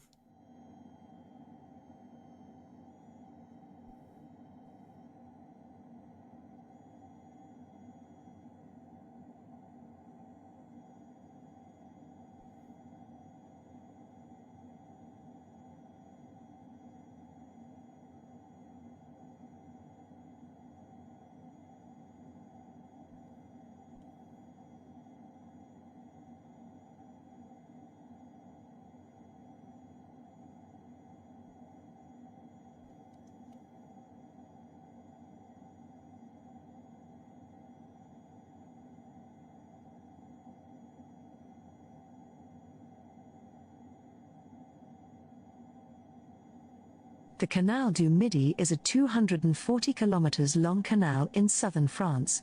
Originally named the Canal Royal en Languedoc and renamed by French revolutionaries to Canal du Midi in 1789, the canal was at the time considered one of the greatest construction works of the 17th century. The canal connects the Garonne to the Étang de Tours, the Mediterranean, and along with the 193 kilometers long Canal de Garonne forms the Canal des Deux Mers, joining the Atlantic to the Mediterranean. The canal runs from the city of Toulouse down to the Étang de Tours near the Mediterranean. Strictly speaking, Canal du Midi refers to the portion initially constructed from Toulouse to the Mediterranean. The Deux Mers Canal project aimed to link together several sections of navigable waterways to join the Mediterranean and the Atlantic, first the Canal du Midi, then the Garonne, which was more or less navigable between Toulouse and Bordeaux, then the Garonne lateral canal built later, and finally the Gironde estuary after Bordeaux. Jean-Baptiste Colbert authorized the start of work by royal edict in October 1666, with the aim of developing the wheat trade, under the supervision of Pierre-Paul Riquet, and construction lasted from 1666 to 1681, during the reign of Louis XIV. The Canal du Midi is one of the oldest canals of Europe still in operation. The challenges in these works are closely related to the challenges of inland water transport today. The key challenge, raised by Pierre-Paul Riquet, was to convey water from the Montagne Noire to the Soisel de Nauruze, the highest point of the canal. The Canal du Midi was inscribed as a UNESCO World Heritage Site in 1996.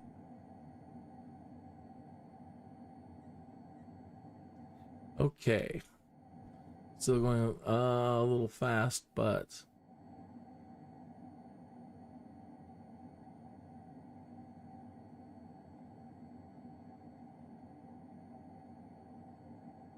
Ready?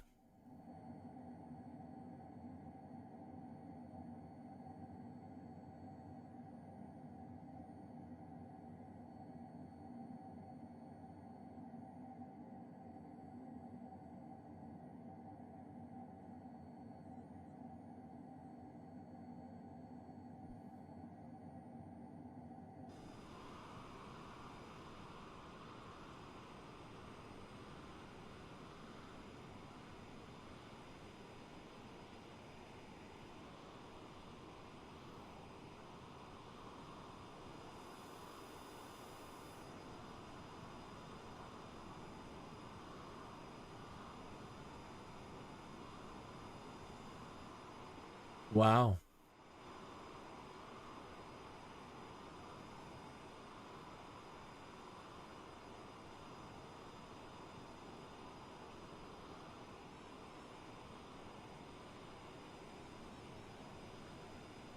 I like all the lakes up here. That's far out.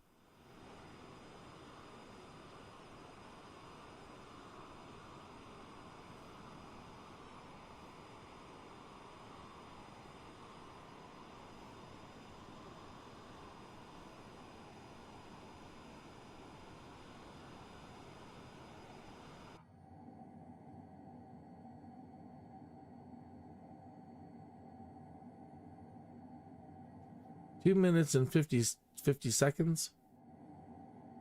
Really? All right. LESU.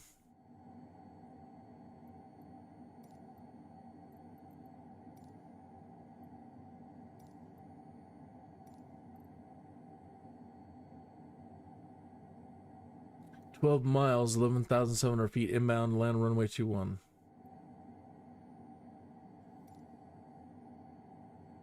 All right. Take it out of autopilot. Autopilot.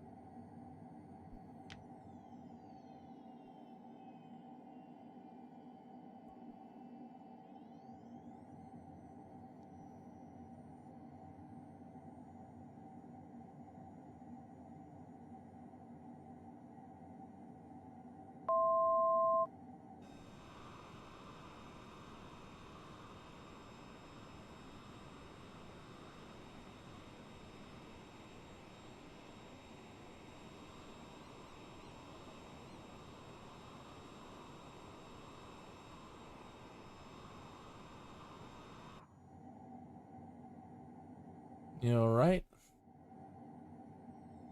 Basically just kind of gliding down at the moment. Don't have any power to the engines. Put a tiny bit of flaps in.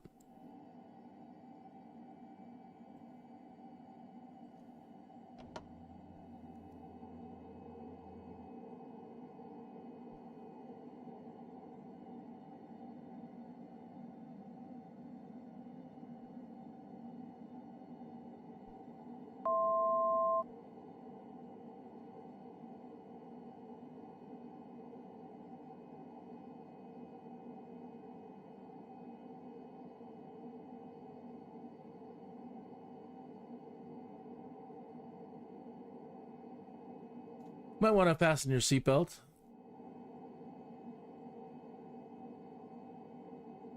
I am descending rather rapidly. No danger, we're not overspeeding or anything.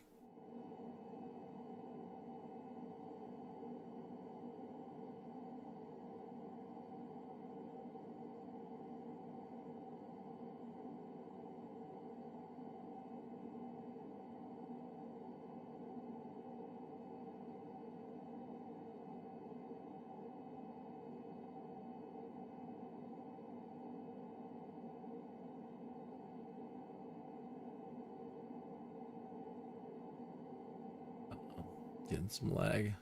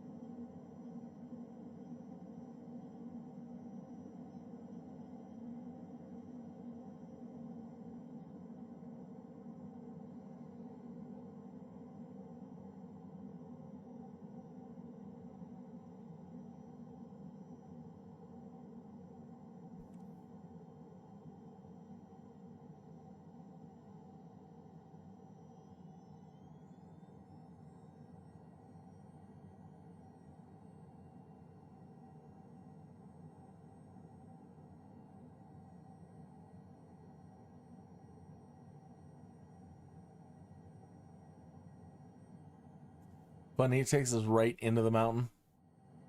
Yeah, that's nice.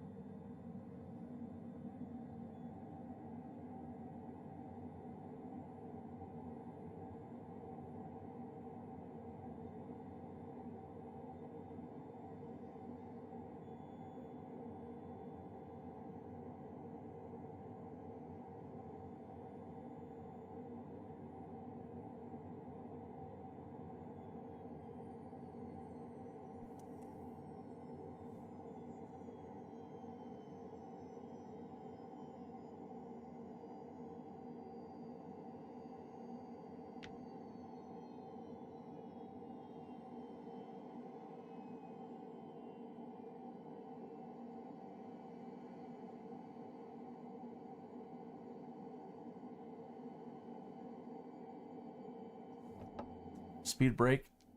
Slow us down a little bit more.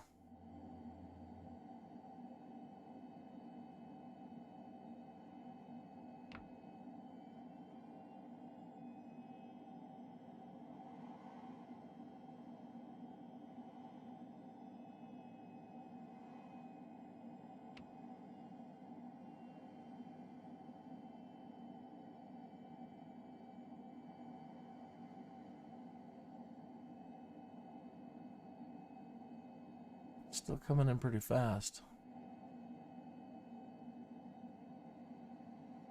Oh boy, he hit hard.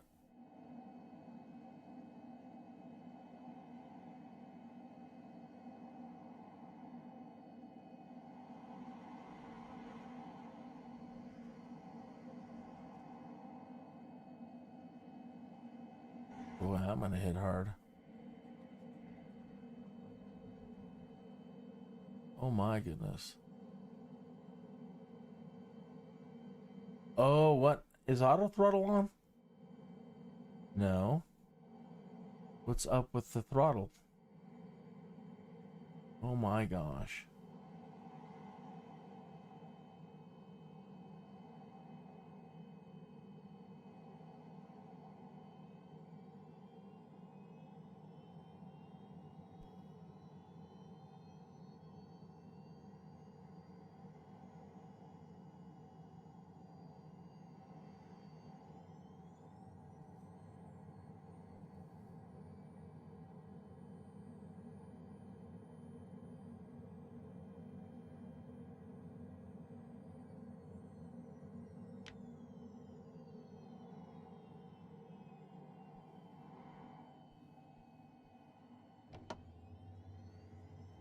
What the hell happened there? Power fell out.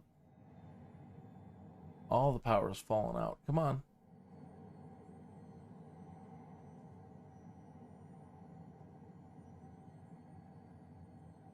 Yeah, it's like we've lost power.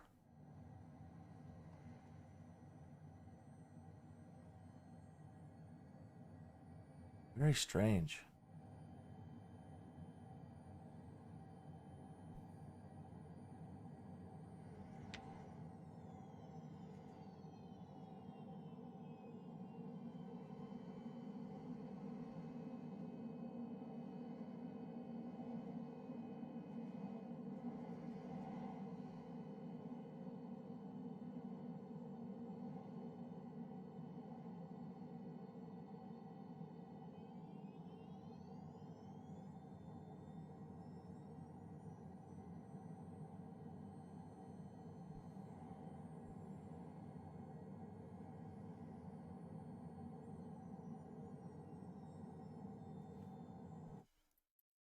Well, there's too many birds in the air, too much going on.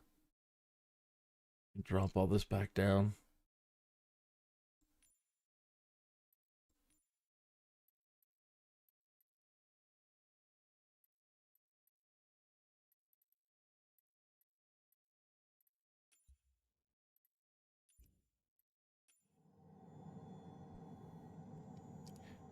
Still can't really get a good stable frame rate.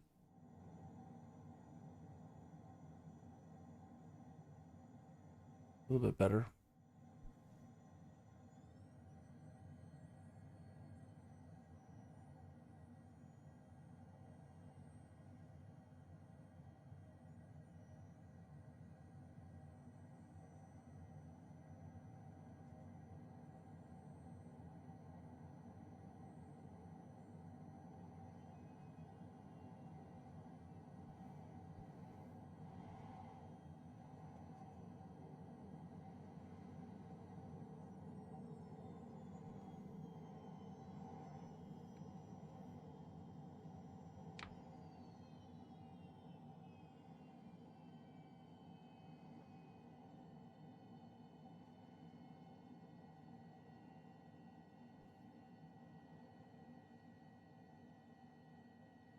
Down, get down. Oh my God, bounced. And then bouncing again. Oh my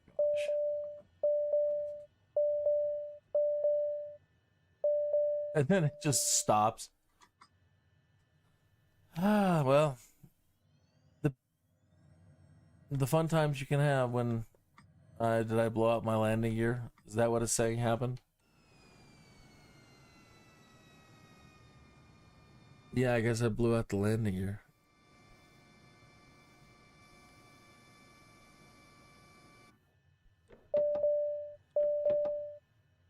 Should have been down. Oh well. We're here. We landed.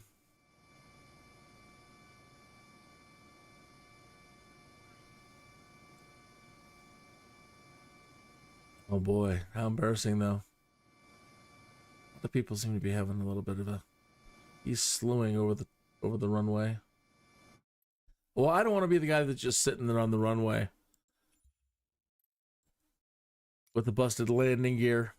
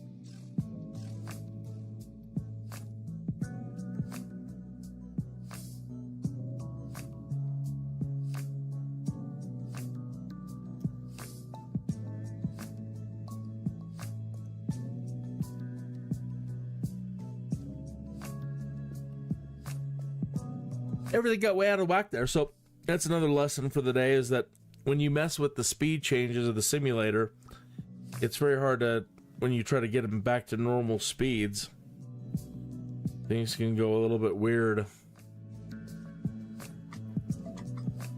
Could be just on the runway now. You can still see everybody.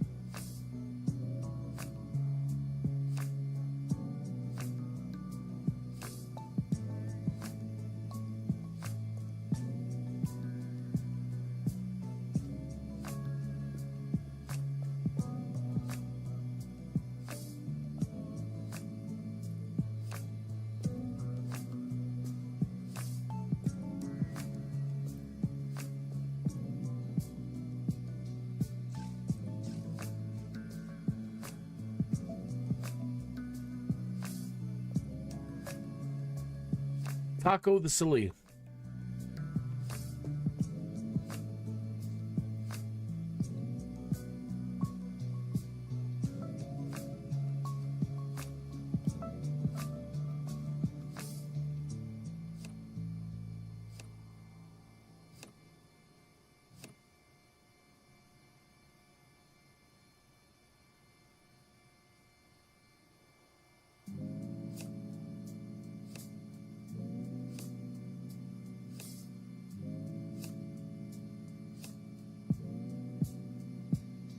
I sympathize.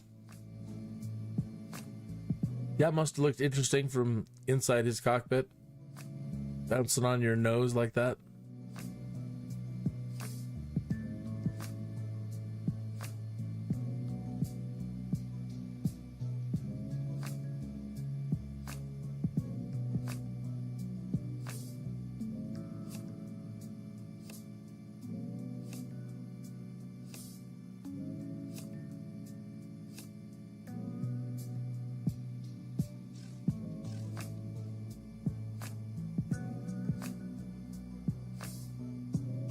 Oh no.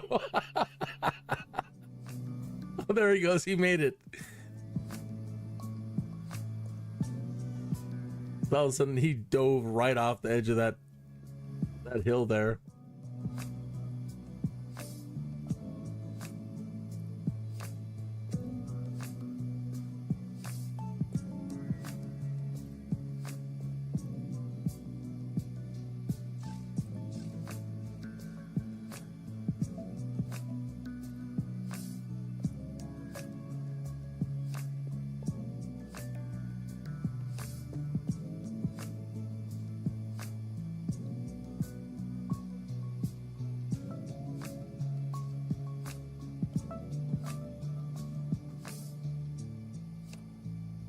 Let's go check on those sale prices. I want to see what the campsite is going for. See if it's included in the sale. Saying up to 80% off on certain items. Ooh.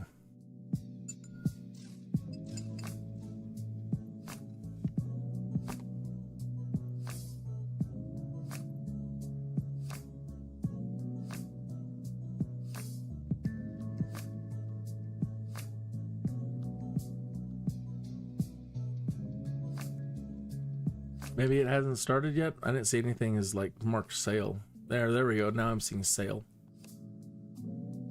Slashed down to $2.99.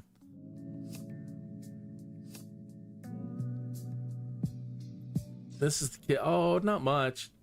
$12 instead of $15. Only 20% off on this one. See what I mean though? You get the you get the whole camping thing.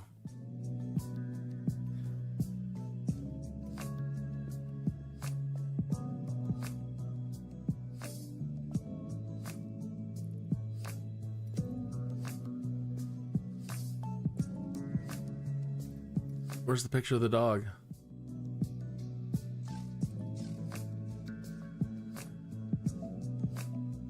Oh, over 17 popular dog breeds to choose from. Yeah, in one of these pictures is the dog. That's a nice one with a nice cookout area. Cast iron there. 1970s lawn chairs. Some more updated lawn chairs on the right-hand side. There's two dogs. I like the Jack Russell.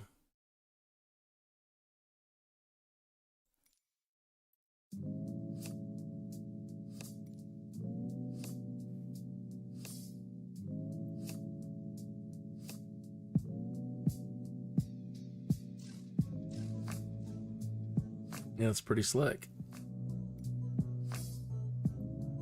I was hoping it'd be a little bit more. I'm such a cheapskate, but it just, things are so, money's so tight. I feel bad about spending a penny on anything. So there's frugal. I'm frugal. I'm super frugal.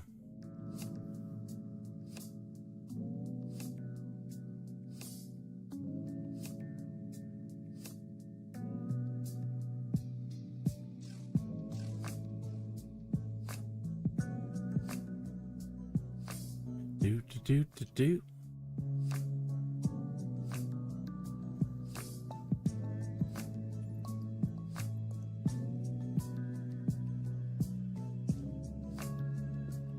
Not much else I'm interested in.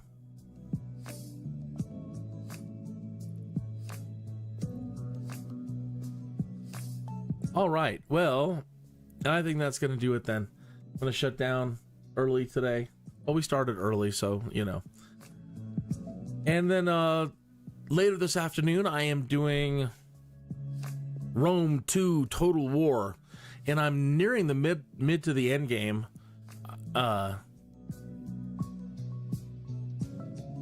And I don't know how long it's going to take. Last night I made a huge mistake. And I was so close to winning. All I needed to do is I need to get the UK. And if I can get the UK, then all I needed was 2 other small little territories.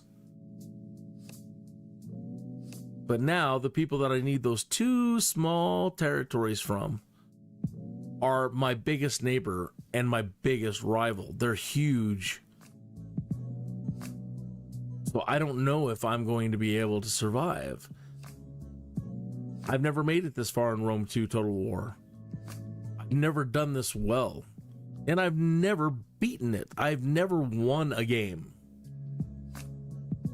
I think that's mistaken. I think in Rome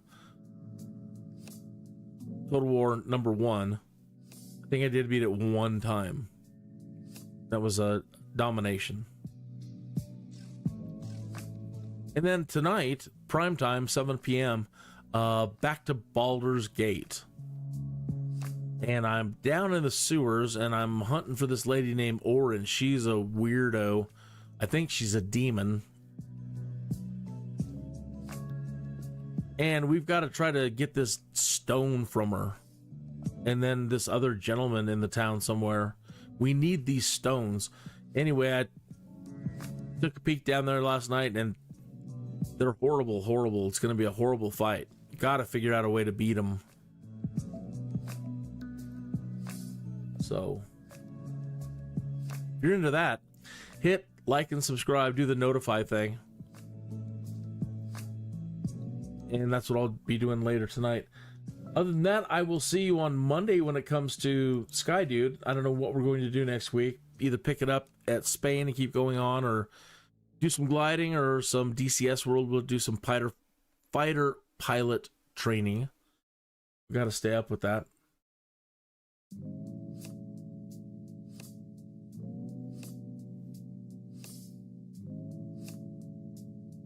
That's not centered. That's not what I want.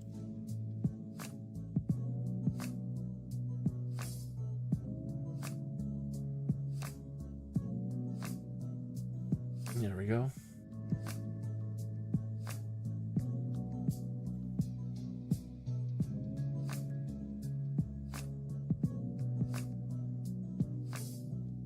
There we go. Now I've got it together. So on Monday, we'll pick it up there, my friends. Have a great Friday. TGIF. Don't get into too much trouble. Too much trouble. And we'll see you back on Monday. Adios.